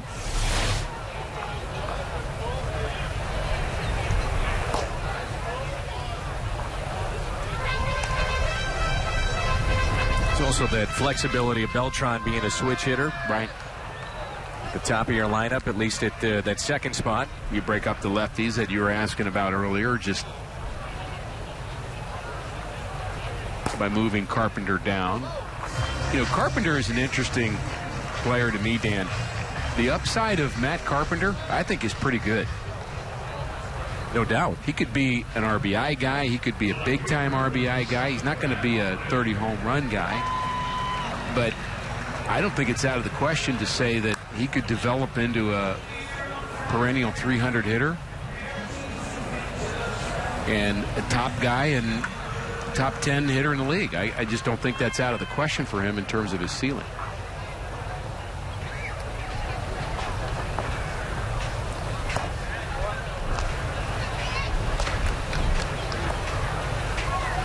That's what's going to be interesting about this year is seeing him play on a consistent basis. Right. Chance to stay probably a little bit more sharp by playing every day, or at least getting that 400 to 500 at bats potentially this year. Here's a 1-0 pitch to Holiday.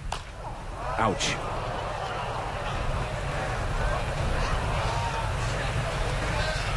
The sinker ball pitchers have a way of making this happen. It's Chris Conroy, who's part of the medical team of the Cardinals. Out to 10-2 Holiday.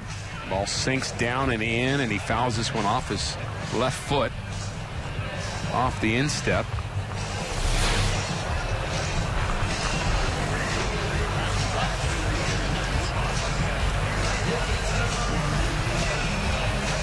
Anytime I see this, Rick, I think Todd Hollandsworth, and essentially that curtailed his career, because even though he would wear that protective gear, it wasn't on the foot, it was on the shin. He had a fracture that just wouldn't heal, and it's something that you do get concerned about. Don't want to see him push it here in spring training. You want him ready to go for that opening night against the D-backs. I would call that one of the great annoyances of baseball from a player's point of view when that happens. It's just kind of an oddity. It happens. It's, you know, baseball not the most physical of sports, but when you actually hit a ball off a tender area in your foot, or if you get hit by a pitch on your hand, those two things just drive hitters crazy. And if you're a pitcher, you go right back to that spot. If you're competing, you do. Yep. 2 balls and 1 strike.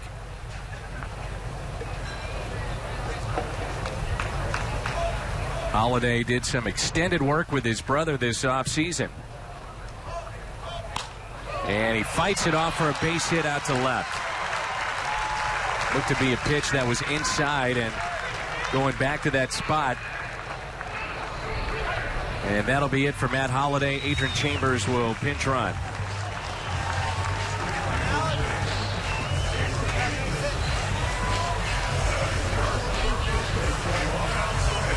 Powerful swing of Matt Holiday. He hits the ball down in the zone very well. So then he tried to get back in the kitchen of Matt Holiday after he fouled that ball off his instep, and Matt didn't let him in the kitchen again.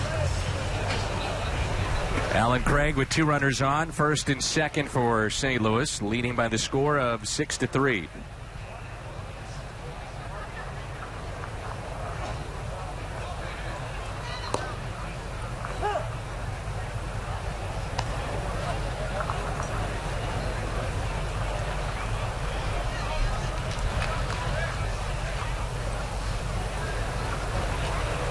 Cardinals will play the Mets on Friday in Port St. Lucie, then drive back, hop on the charter, and head to Arizona.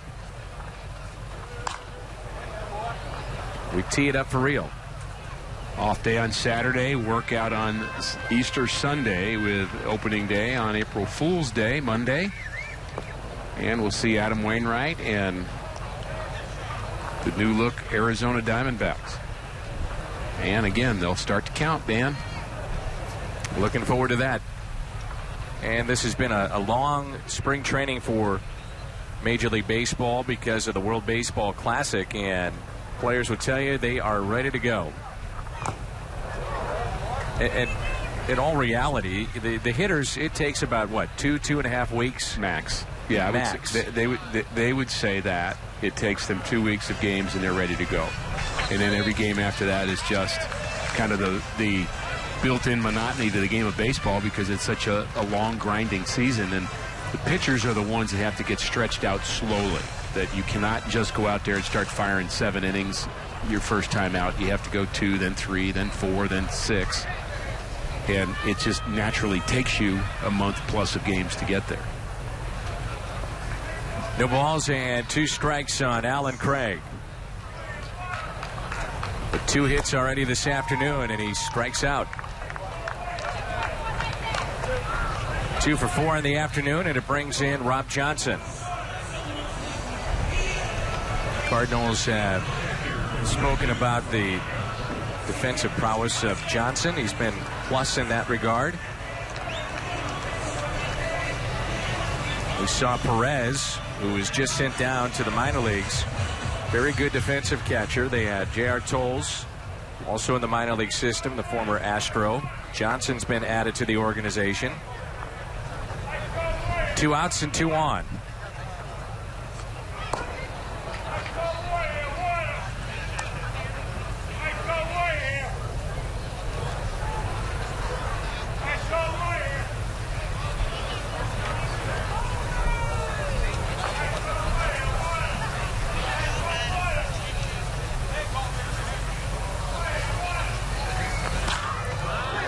Nice play down at third. Across the diamond and off the bag is Bixler. He was a good half to a full foot away from the bag, and Johnson is aboard. That did save a run, and it brings in Shane Robinson.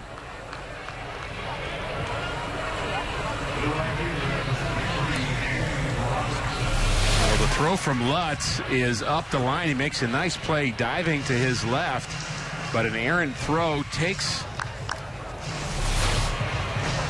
Bixler off the bag and tries that same swipe tag that we saw earlier on Shane Robinson, but this time he could not come up with the runner going past him, and the Cardinals not through here in the 6th.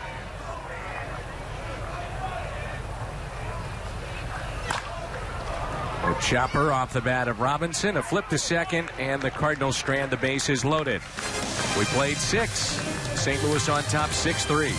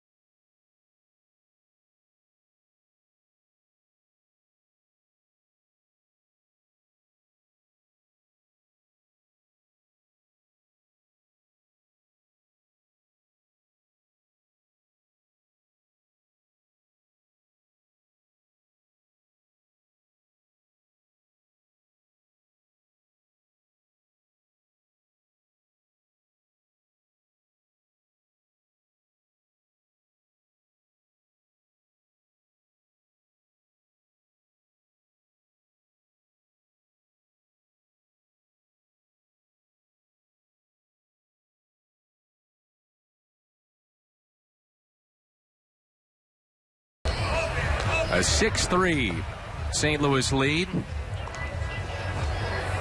StubHub is the place to find all the tickets that you want. It's StubHub.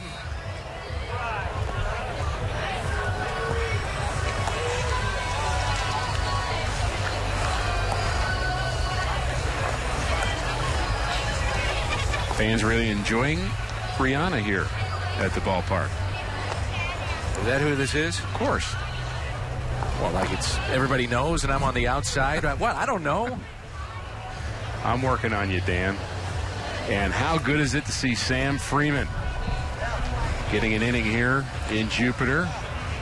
Only been able to pitch one time, and you mentioned that he was shut down, and just like to see a young guy like Sam Freeman get a chance before spring training ends to show the big league guys what he still has. And we saw some good Sam Freeman a year ago, and we saw some rough patches for him, but certainly a lot of promise. He's got an electric arm. I was listening to Sirius Radio, and Springsteen was on the way over here. Okay, that's what I listened to. Now, I could tell you a little history about Rihanna that's things that you could read on Us Magazine or People or whatever. Let it go, Dan. Pretty frustrated over this whole thing. I could tell. This is Anthony Recker. Well, Sam Freeman, there's been no questioning his fastball, Rick, and he was on the Caravan with me, and I said, what are you working on this offseason? He said, I'm trying to find a breaking pitch. That was his response, and what he has done here in spring training prior to him getting hurt, that shoulder impingement, he's throwing a knuckle curve. And initially, he had pretty good results with it. He said it was very tough for him to learn control, but he was getting better movement than the previous curveball that he had. So that'll be something that you may see here working on. And one of the issues that the Cardinals had with him is right now he was falling behind on a lot of major league hitters a year ago when he got into games. And here he is, 3 balls and 1 strike on Anthony Recker. The pitch we have not mentioned that he's really good at is a changeup. I mean, that's a pitch that is probably his plus pitch. As hard as he throws, he's got an outstanding changeup, but he's trying to figure out how to use that. And when you're behind in the count at the big league level and you're a young guy, you're afraid to use that. But he's got to find a way to incorporate his changeup and his fastball together. And again, the easiest way is to get ahead of hitters and not behind them. Sure, they're going to keep a pretty quick hook here on Sam Freeman. Just getting back into throwing a couple of bullpens prior to this appearance is Randy Choate is on the left. And that is Mitch Harris, number 95, on the right.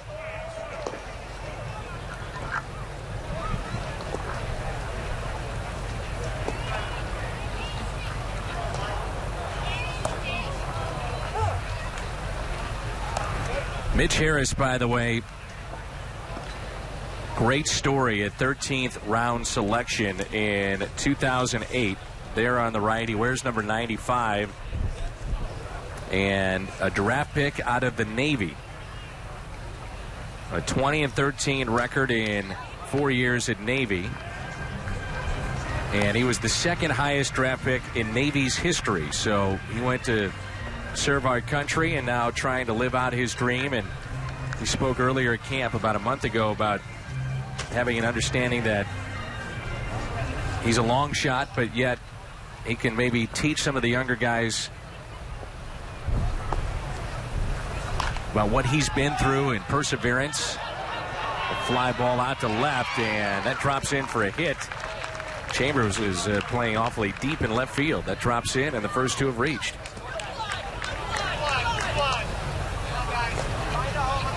I think in Navy, and I think pro athletes, I think David Robinson, who grew and grew and grew when he was at Navy and then became one of the all-time greats in the NBA. Very classy pro, and that's what Mike Matheny has talked about with Mitch Harris, understanding that, hey, I'm a long shot, but this is my dream. This is something I want to try, and Cardinals were more than willing to say, here's a uniform and go get him. And good for the Cardinals for giving him that opportunity. And at 6'4", 215, he could tell us all a little bit about service and about what it means to be a man. And you sure do like him being around the Cardinal clubhouse. And, boy, wouldn't it be great to see him pitch in a game in spring training and do something fun. Well, he may get a shot here with some runners on, as we'll see how much longer they want to stick with Freeman at this point. Again, just coming back from the shoulder injury. That was 2008 when Mitch Harris was drafted, and you just think about the long years between then and now to finally get a chance to be a professional baseball player.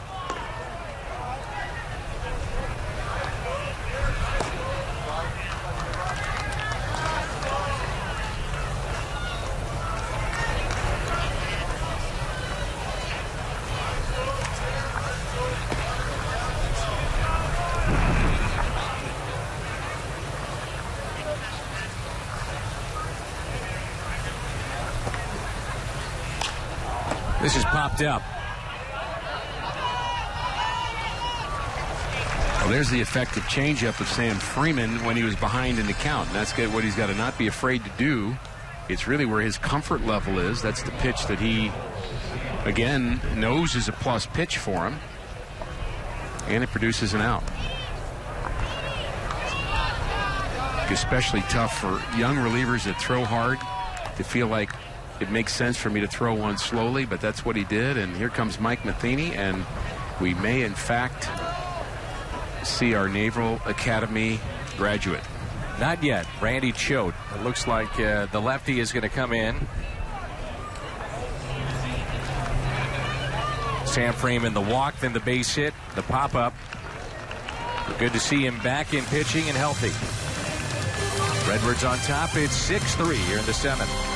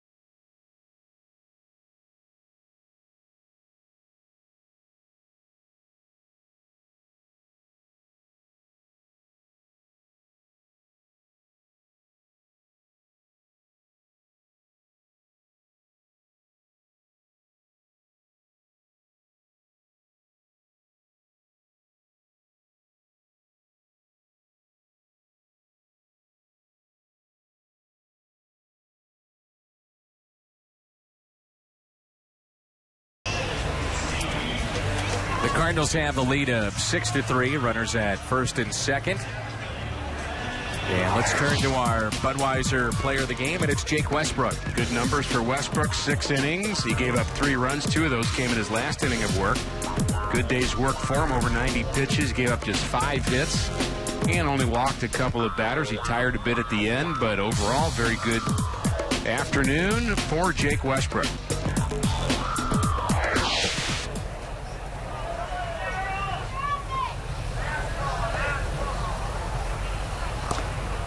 And that is a strike at the knees. Daryl Siciliani, minor leaguer that has made his way to the Mets. This ball game today, the numbers on Randy Choate. We saw him yesterday. He walked the only batter he faced and trying to get into really game condition where he's going to be used multiple days in a row as the specialist for Mike Matheny out of the bullpen from the left side. Veteran guy. He's used to a lot of work.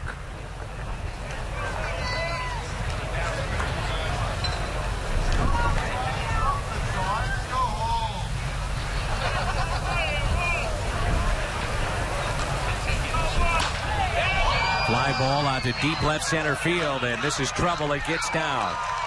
Rolls to the track. They'll wave in 2 runners. They will score, and now we got a ball game. 6-5.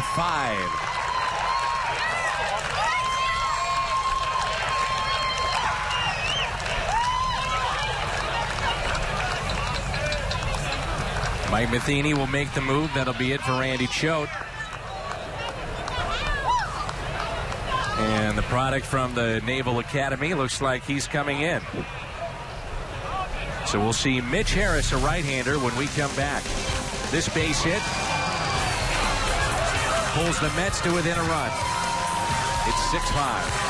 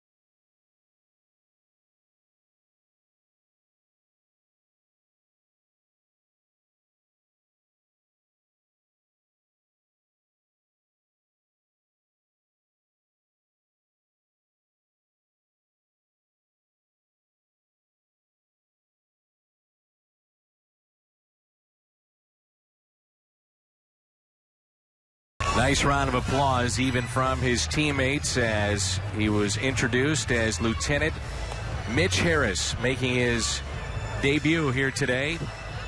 Big league action, and thank you, sir, for your service, right? And warming up to Anchors Away, everybody understanding the really special moment that's going on here at Jupiter, Florida, Roger Dean Stadium. Mitch Harris, 6'4", 215, 4 years in the Navy, beginning his professional career 4 years after being drafted in the 13th round and after serving our country. Pretty impressive moment here.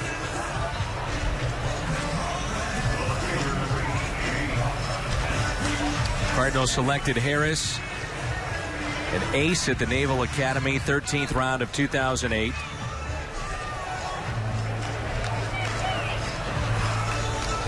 Now, he has thrown an inning before and then had to be called back to the Naval Academy and to continue his service.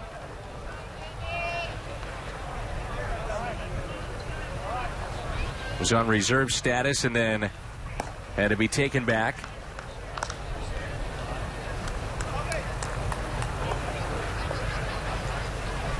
And as he said, I don't have any control of my future in baseball because of the Navy, and that's fine by me. Runner at second base and the 1-0 pitch outside, 2 balls and no strikes. While on active duty, Harris served on the USS Ponce. The cook had a glove. Also, they would head to the flight deck for a game of catch. And that's where he tried to keep his arm somewhat in shape.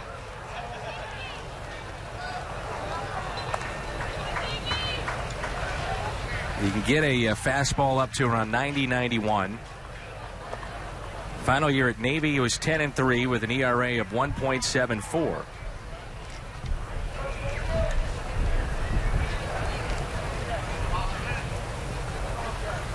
Here's a 2-1 pitch.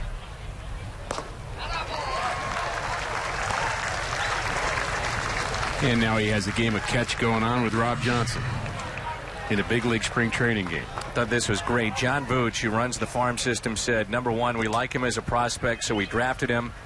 He says there's a chance we can use him. He said, number two, we owe him. He served our country. He's entitled to the opportunity to see if he can make a career of this. That's great, isn't it? Outstanding. That was John Vooch.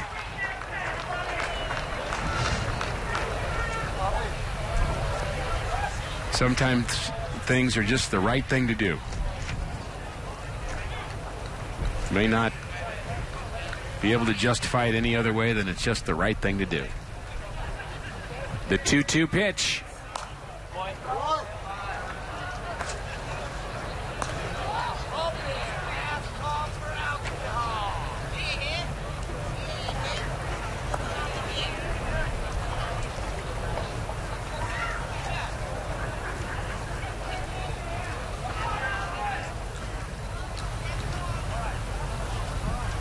Nobody getting loose in the bullpen. This is all about Mitch Harris. Off-speed pitch. And the context for 2008 is the year that Brett Wallace was drafted first by the Cardinals. They had selected Pete Kozma in the first round in 2007. And 2009 it was Shelby Miller. So the draft class that Harris was in would have been that of Brett Wallace. This is hammered out to deep left field, and this ball is way out of here. Jamie Hoffman, a 2-run homer, and the Mets have gained the lead 7-6.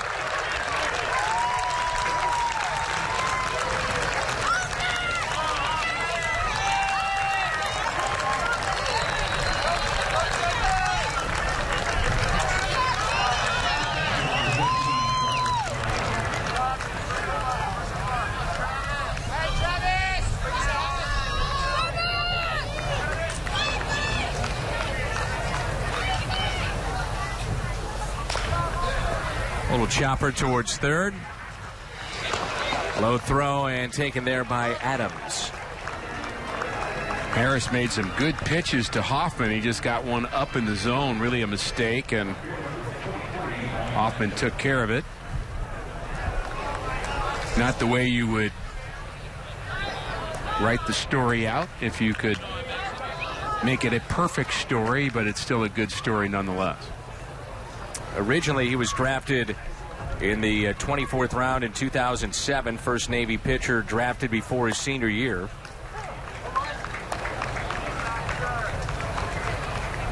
When you attend the Naval Academy, there comes a service commitment of 5 years, so he knew that was coming. You know, Rick, when they initially drafted him, his fastball, and I mentioned how it's been around 89, 91 tops, but he used to throw 94 miles an hour. He's 28 now. Hasn't been able to stretch out his arm and throw, so clearly you can see that that's been difficult to come back from. And you know, he said, I just wanted a chance, and he gets a chance to live out his dream. And as John Vooch also stated to us, he said, our kids could learn maybe not about pitching from him, but how to be a person, perseverance, the call of duty, responsibility, all the things that would rub off just being around this guy. And they say he's been just tremendous. We mentioned that was the message that Alan Bennis delivered to the minor league camp a couple of days ago. He talked about accountability and responsibility, and I would imagine that Lieutenant Harris would have some points to add in that direction. His dad used to send a care package full of baseballs in case he lost balls. And there's a walk. Always packed a glove.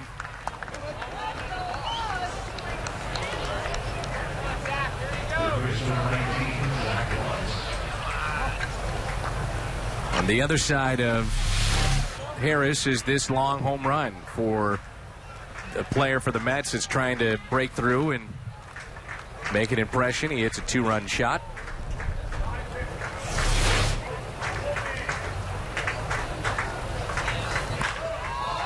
A fly ball out to left center field. This is well hit, and it is a home run. So a pair of two-run homers given up by Harris. That adds to the Mets' lead. And a right-hander starting to throw for the Cardinals.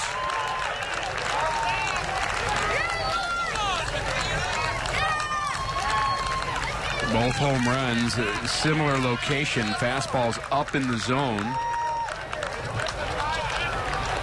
And perhaps the difference between the 95-mile-an-hour fastball of 5 years ago and 91 now is that players catch up to 91. 16 months at sea at one point for Harris with the Navy. Visited more than 30 countries. Been in the Persian Gulf.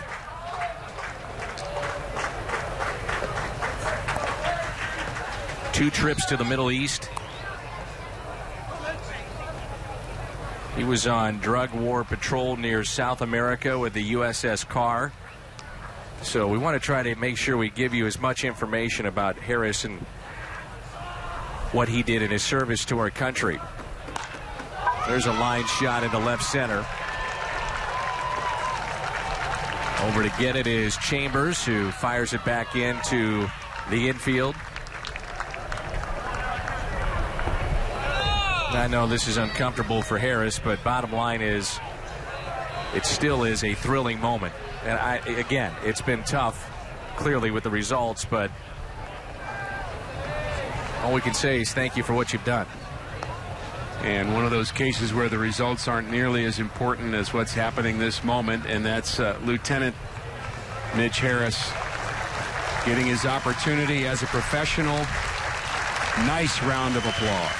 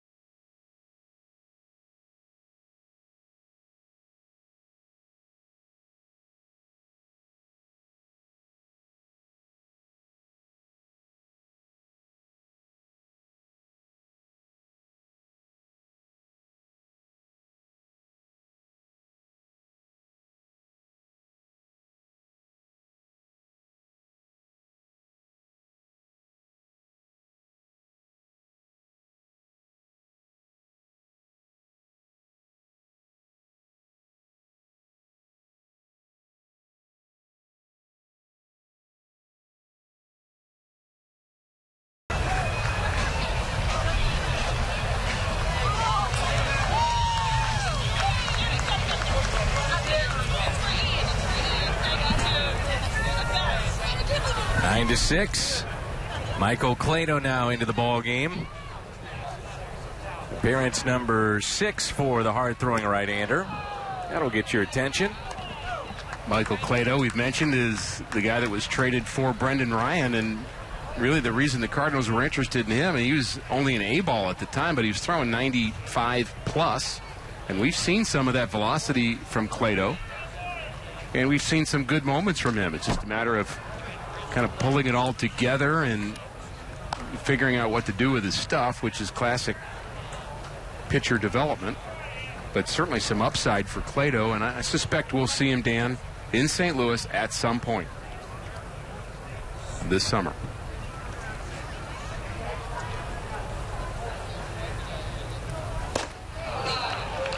That's a 97 on the gun.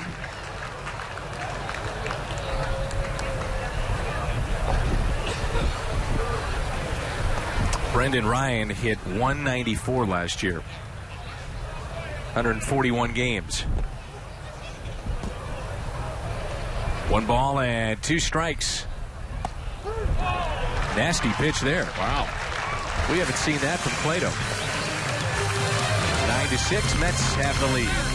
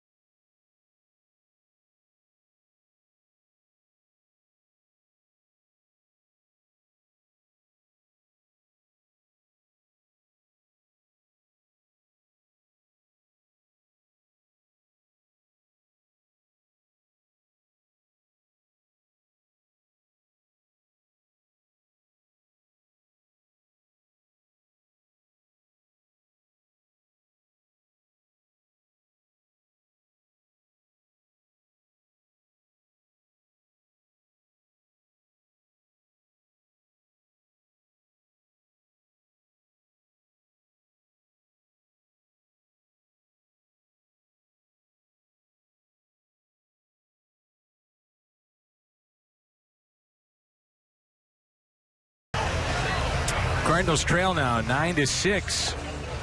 Bottom of 7 rolls in. Again, you have that usual harmonica coming up, the giveaway on Friday, April 12th. Comes with its own case. All fans 16 and over take home the Stan the Man harmonica. There's actually 2 giveaways involving the greatest Cardinal of them all. It's that harmonica giveaway, also his statue giveaway later in the season, and that was on the schedule prior to Stan passing away. As we get a look at Justin Hampson, who's from Belleville, Illinois, right across the river. 6'1", 200 pounds. He's a lefty. For a while, they used to have Josh Tolley as a catcher in their system, and we saw him in the big leagues last couple of years with the Mets. Really became the everyday catcher for R.A. Dickey. Patrick Wisdom getting a turn at the plate. Cardinals have 3 third basemen that they drafted that they really like from a year ago, and Wisdom being one of them that stands out. He was a first-round selection, 52nd overall.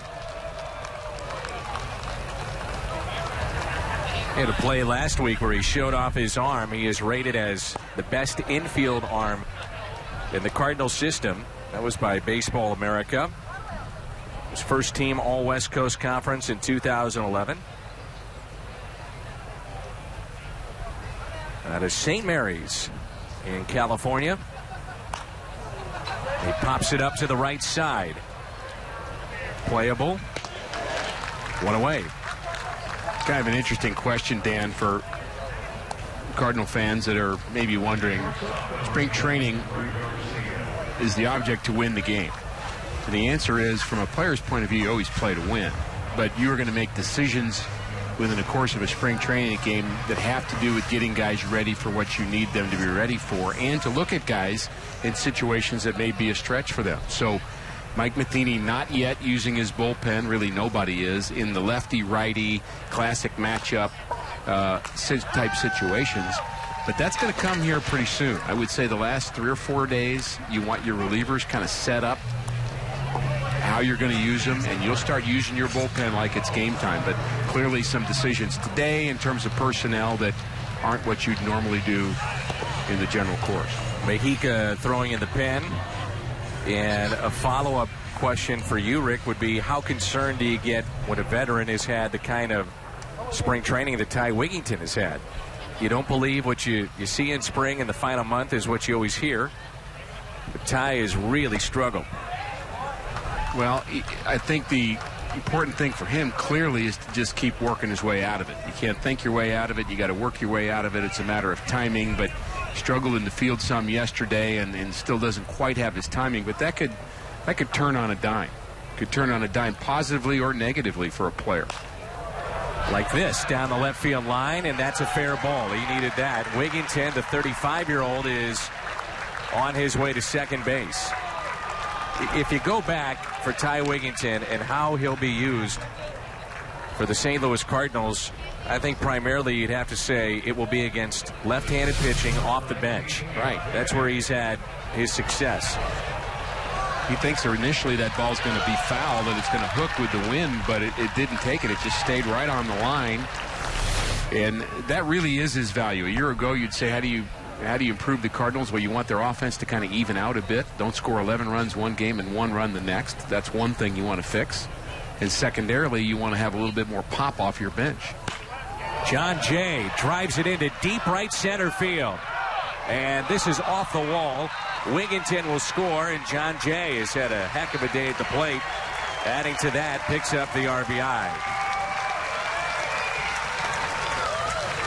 Jay on base 5 times today. A couple of walks, 3 hits, and that one almost a home run.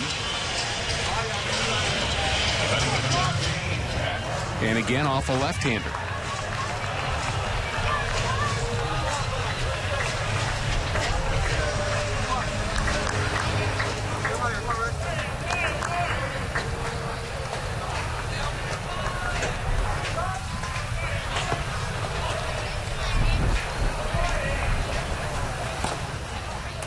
Another point about spring training, too, is that right now, currently in Major League Baseball here in the state of Florida, there are 15 teams.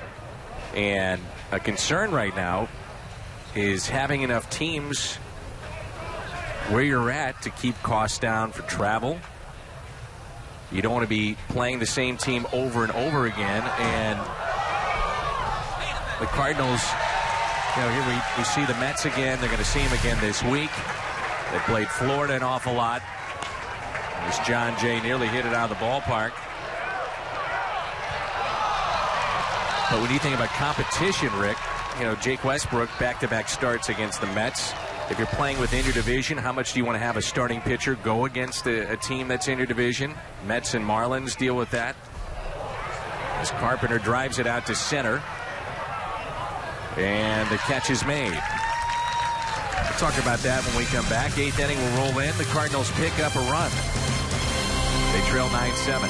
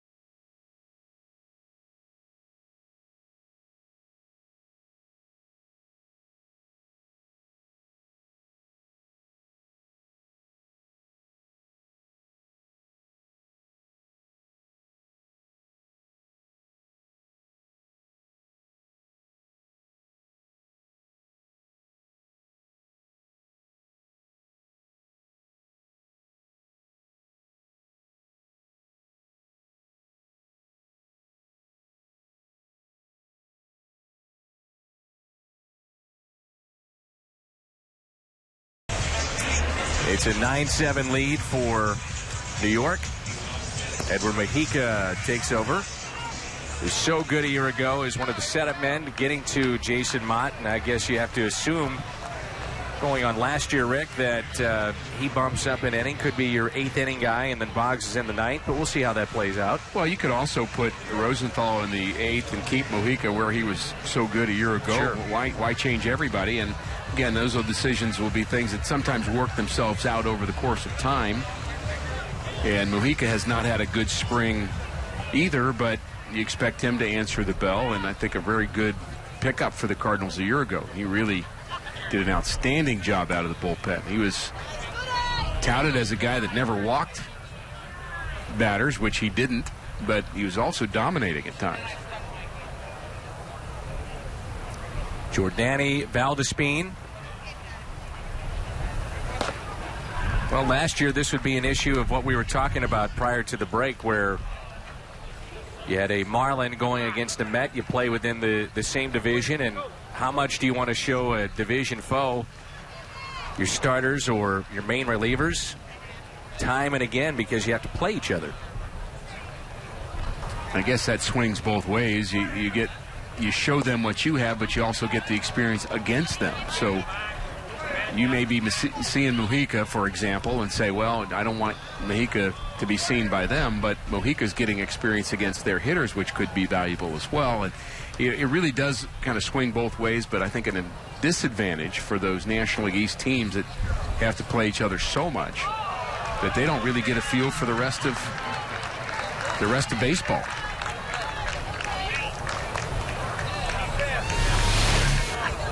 The split not really in the right location, stays up and away, but the movement fools Valdespin.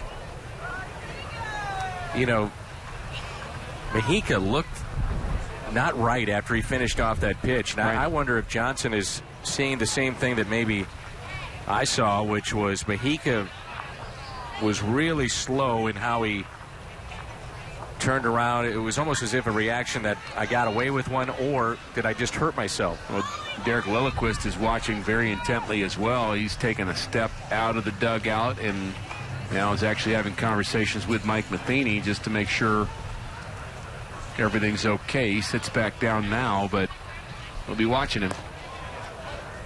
Did you see the same thing I saw? I didn't. I saw that he cut the pitch off and that it stayed high and away, and I did not see his reaction. I was watching the hitter's reaction.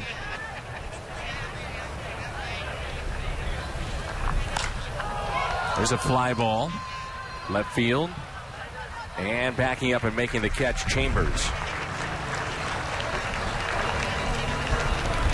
And again, Johnson is walking out to the mound, just making sure he's all right. And Mujica said, yeah, I'm okay. Well, here's the delivery you're talking about. He cuts the pitch off just a little bit, leaves it high, and nothing I could really see in the turn. You may have actually said something, too, and there are times where you can actually hear kind of a groan or a grunt that might make you think, well, maybe something wasn't quite right. Got the Cardinals' attention, but he appears to be fine. Well, we know he's got the nasty splitter. He was working, as you talked about, more on his breaking pitch. He's got the good fastball that really establishes that splitter. Could be an out pitch for him. When he's right, I mean, he is just flat out nasty. And when he's not right, he just gets hit. He doesn't walk guys. And to me, as out of the bullpen, that is key ingredient number one. I need a guy that can throw strikes. Not only can, but will. Won't be afraid to just, hey, there are times you're going to beat me, but I'm not going to beat myself.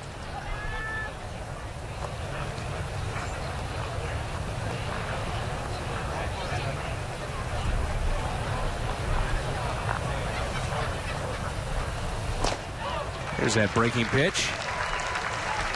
Scoreless inning of work for Mujica.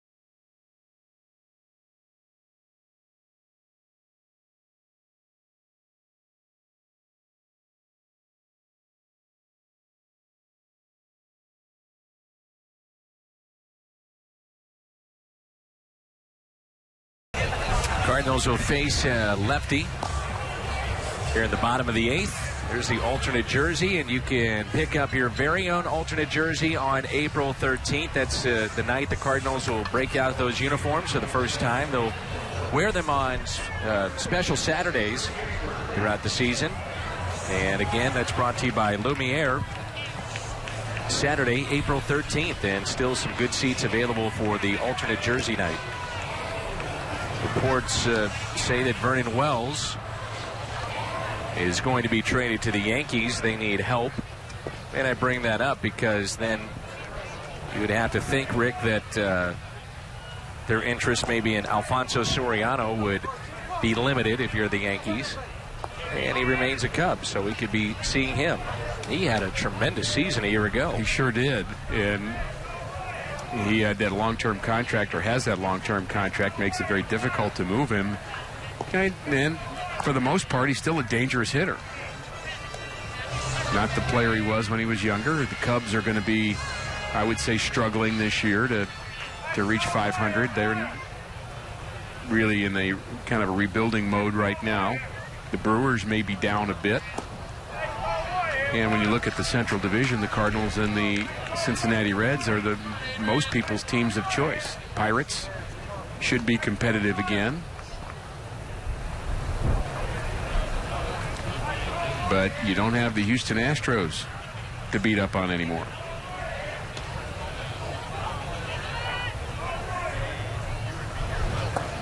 Check swing, and Chambers strikes out.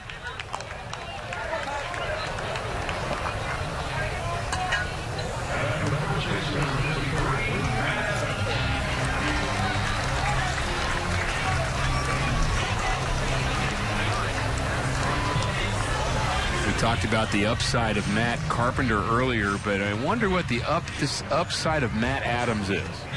You look at his AAA numbers, power numbers, and RBIs, and a good batting average to go along with it. I see a guy that could become a all-star eventually. Well, this is where he has to stay sharp this season, coming off the bench. Right. And spoken to him at length about this, trying to come off the bench and be still effective, stay sharp, and that's something he's really worked on here in spring. There's a base hit on a hanging breaking ball into center field. They're sharp for you. Really is a fine line of being that everyday player and then trying to come off the bench and keep that edge. Body goes forward a little bit, but the hands stay back, so he can drive the ball up the middle. Looks good. He's lost about 20-25 pounds, moving better. But still with the very good power. He had bone chips removed from his elbow, and that's why his season a year ago was cut short. And the bench role, the part-time player role, the pinch hitter role, so much of that is between the ears for a player. Not just how he looks and how he feels and all that. It's are you willing to mentally do what needs to be done to stay ready for a situation that may require just one at-bat. For a guy that's played every day since he was 8 years old, probably hit cleanup every place he's ever played since he was 8 years old. And now he's being asked to be a guy that plays every once in a while. And that's an adjustment, and some players accept it, others fight it.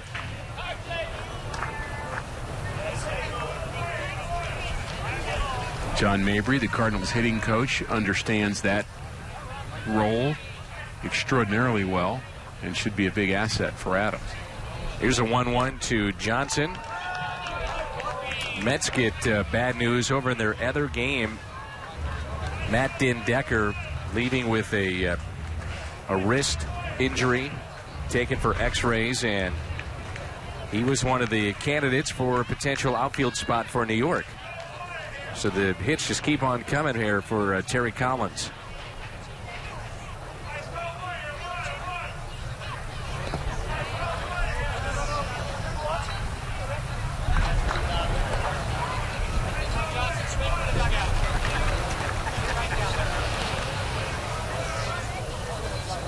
Two balls and two strikes with a runner at first and Matt Adams.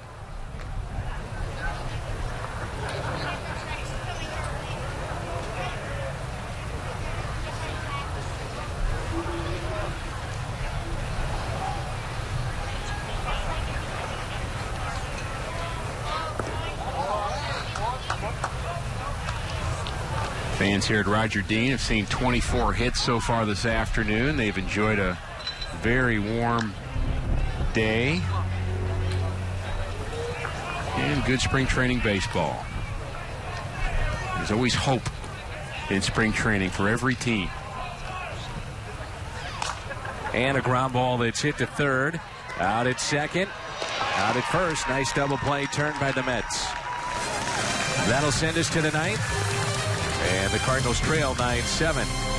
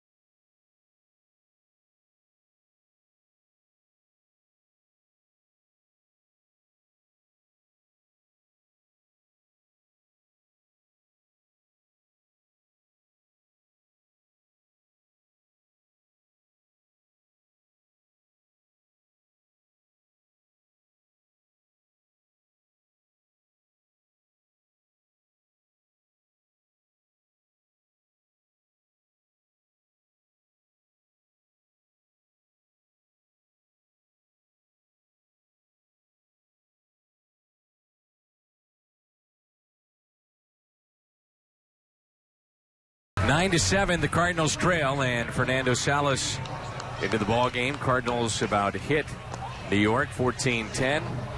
Good spring for Fernando. This will be his 9th appearance. He missed some time for the WBC, pitching for Mexico. With all the young arms we talk about, he's one of the forgotten men in my mind. Easy guy to take for granted. He's not real flashy. He's not one of the guys that we bring up when we talk about the guys throwing 95 plus, so he's not in that conversation. You tend to focus on left-handers. You tend to focus on the closer. We talk about the starting pitchers, and he's just kind of a guy that goes out there and helps you. Served as a closer before for the Cardinals, has that on his resume.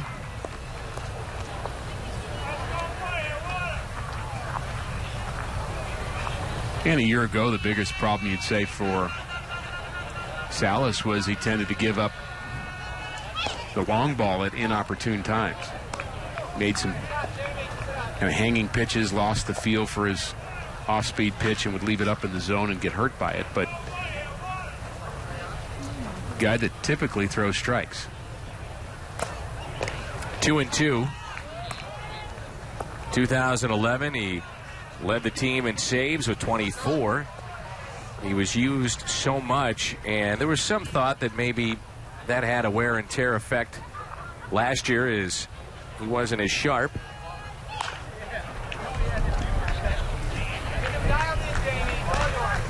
Two balls, two strikes. Jamie Hoffman at the plate. He has a home run today. A two-run shot for the Mets as they played at 6 in the top of the 7th.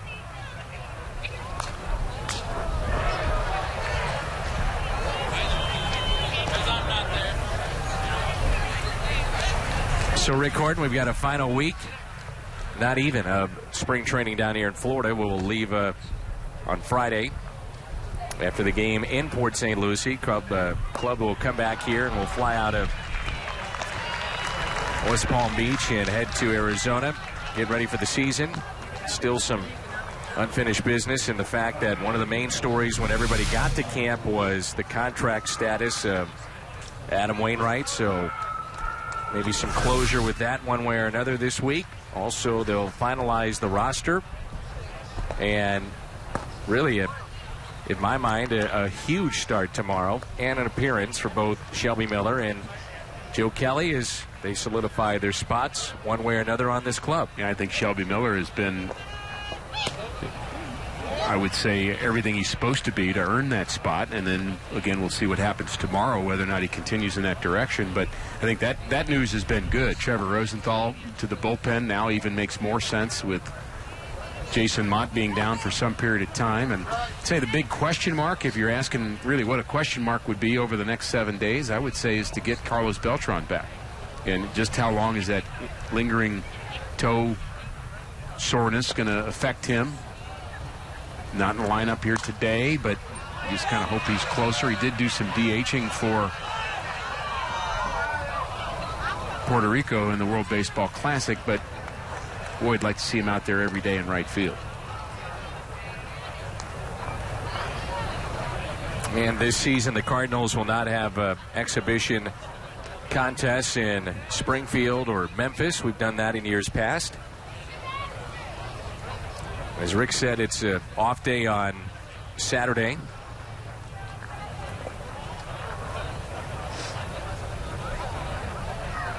And Sunday, a workout on Easter, and then regular season begins on Monday. And there's a strikeout for Salas. Saturday, by the way, is a mandated day off, so have to give the players a day off after a certain amount of days. And that'll be one of them. With the way that interleague play is set up this year, Rick, I think we may see more split doubleheaders than we've ever seen. If you think about teams that you never see except in interleague play, and you've got them for 3 games, and all of a sudden you have a rain, it hits one night, and you've got to play the games, you may see more split doubleheaders this year than in years past. And the rule you talked about is a negotiated rule in terms of teams having to have a day off every certain number of days. I believe it's 17 days. You have to have during the season, a mandated day off, and that's per the player's contract. Maybe 21. It may have changed, but the point is that you can't just decide to play on an off day without getting all the players' approval of that. There's a high drive into deep right field, and this ball is gone. Mike Baxter goes deep to make it a 10-7 Mets lead.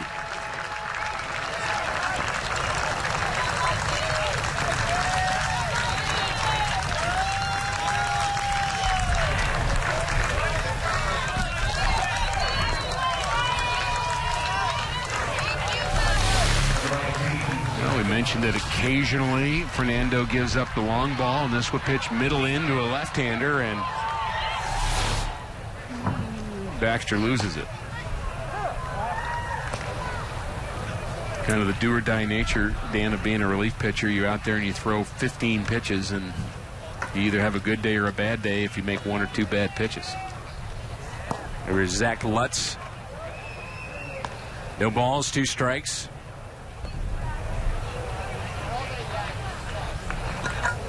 All players, by the way, this season wearing a different helmet, mandated by Major League Baseball to try to cut down on concussions.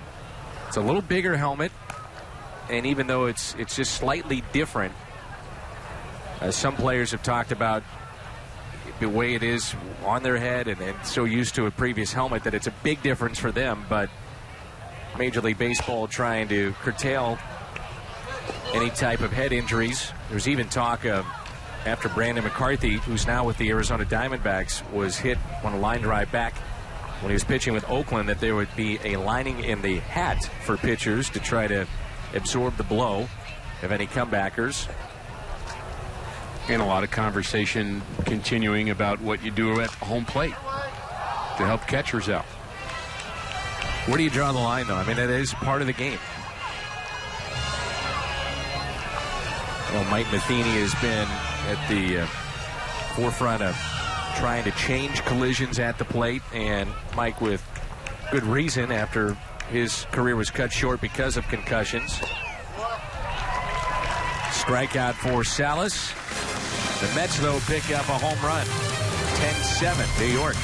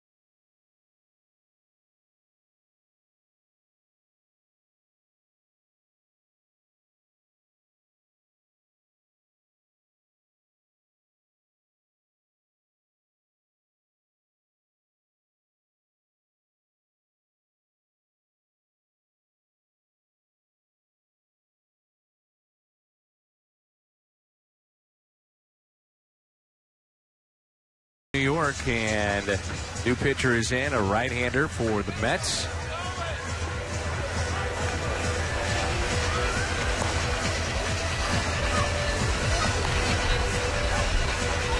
We'll try to wrap it up. Again, we're on the air tomorrow at noon. Fort Myers, the Cardinals, and the Twins. Dylan Owen is the new pitcher for New York. Again, spring training, always opportunities for somebody to impress, and that opportunity, Dan, may not be to make a club right out of spring training, but you could be setting a kind of a thought in a manager's head that maybe somewhere down the road they remember a game you pitched in late March in spring training that sticks out in their brain, and maybe they call you up sometime in July and August because of that. So you're always trying to impress in spring training. Now, you've heard me say before, one of the things you used to tell the young players is the goal is to have the best record in spring training, Dan. The Cardinals one game under 500, 12-13.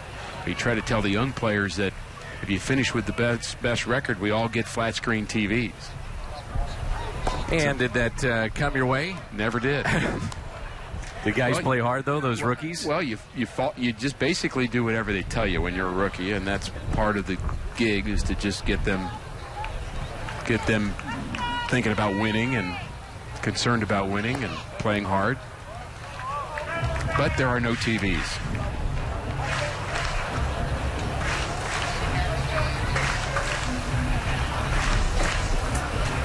Figured you're old enough, it might be a transistor radio. Yeah, or they probably weren't flat screen TVs back then. I've got to give you trouble whenever I can. It's fair enough. 3 balls and 1 strike. Shane Robinson at the plate. 3-2. I guess from an organization's perspective, too, final week, just don't get hurt. Right. For the most part, the Cardinals' decision-making is done. Just a matter of where you're going to place Kelly or Miller.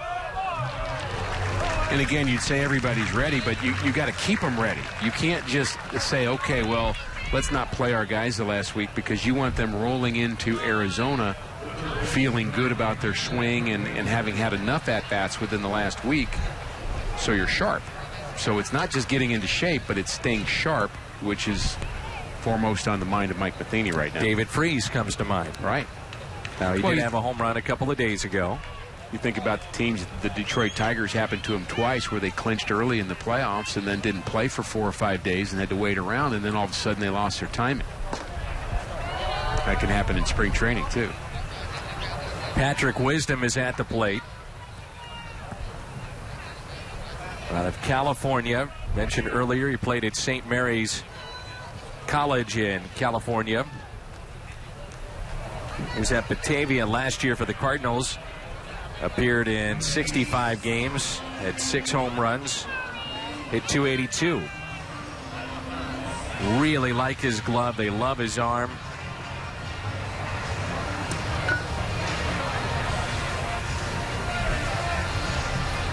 That is a long conversation for a 1-0 count on a guy that played in Batavia a year ago. Isn't that conversation just throw strikes, relax? You would think. Might have had to tell him twice. Not sure you needed a translator either for that. It's common sense. Relax, throw strikes. 1 ball, 1 strike. I always marvel at the fact that all the infielders come in for that conversation too, and you think, well, somebody's going to be coaching me up or yelling at me. I'm not sure I want 5 guys in that conversation. Shouldn't that be a little more private? Sounds like a former pitcher is. Yeah. You're a little frustrated over this over the years, huh? What are you guys here for? Rubbing it in? What? That's right. Get the heck out of here. Piling on.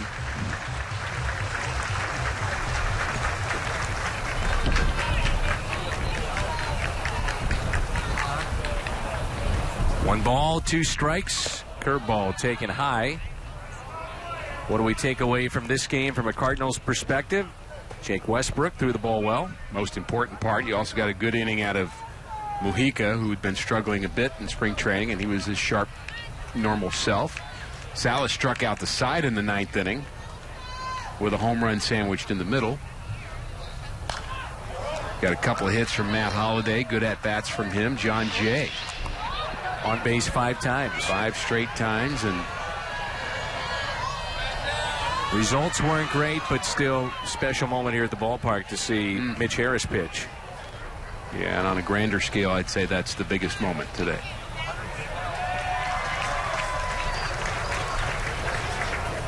Two balls, 2 strikes.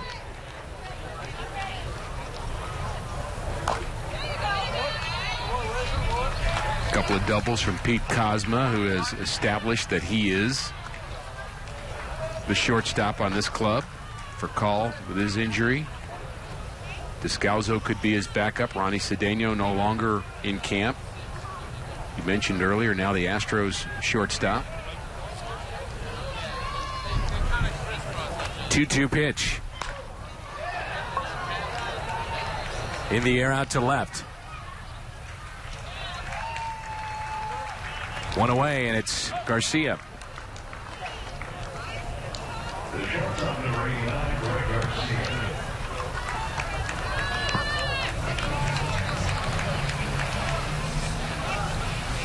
It's Chris Maloney. He's back, longtime coach and manager in the minor leagues.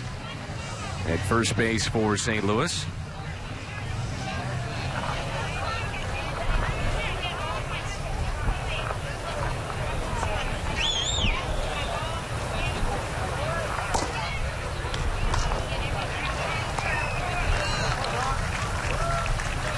Robinson at second base. Fielder's indifference. No stolen base, Dan.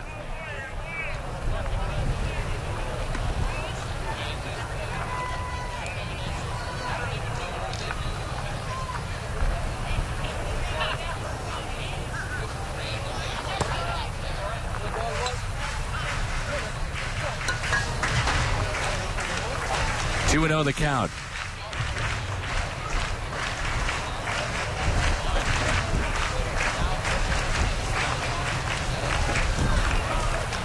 Luis Mateo is on deck. Middle infielder in the minor leagues for the Cardinals. 2-0 pitch. 2 balls and 1 strike.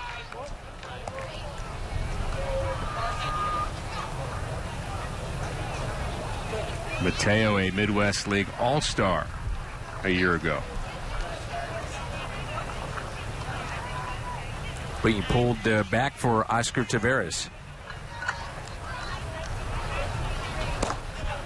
Who was an all-star of a different kind.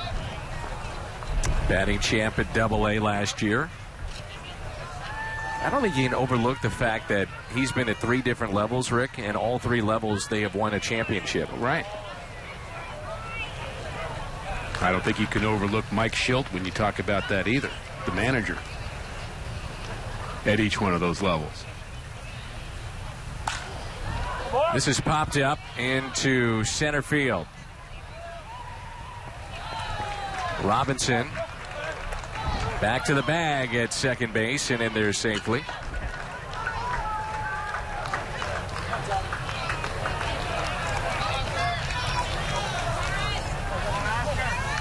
Oscar Taveras, the final hope for St. Louis. You think of everything that's happened this spring, so much excitement about seeing Taveras, and he has not disappointed. He's played very well, 274, a couple of home runs, 10 RBIs. Again, only 20 years old. Signed at the age of 16. A raw talent. He's played center field and right field. They project him as probably a right fielder, but naturally gifted athlete, he may be a center fielder.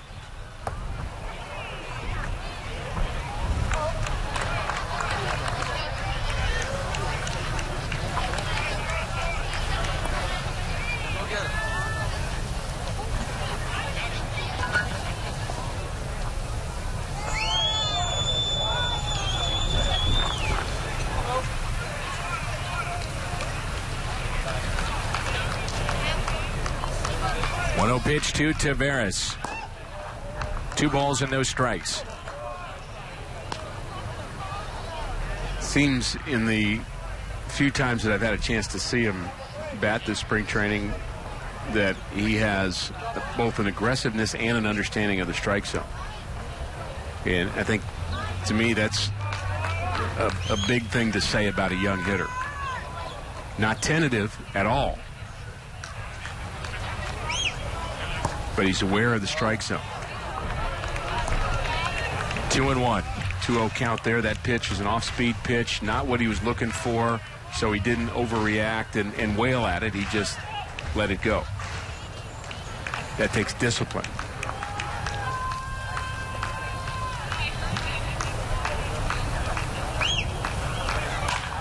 Out in front and hits it sharply to second, but the game comes to a close. Taveras grounds out.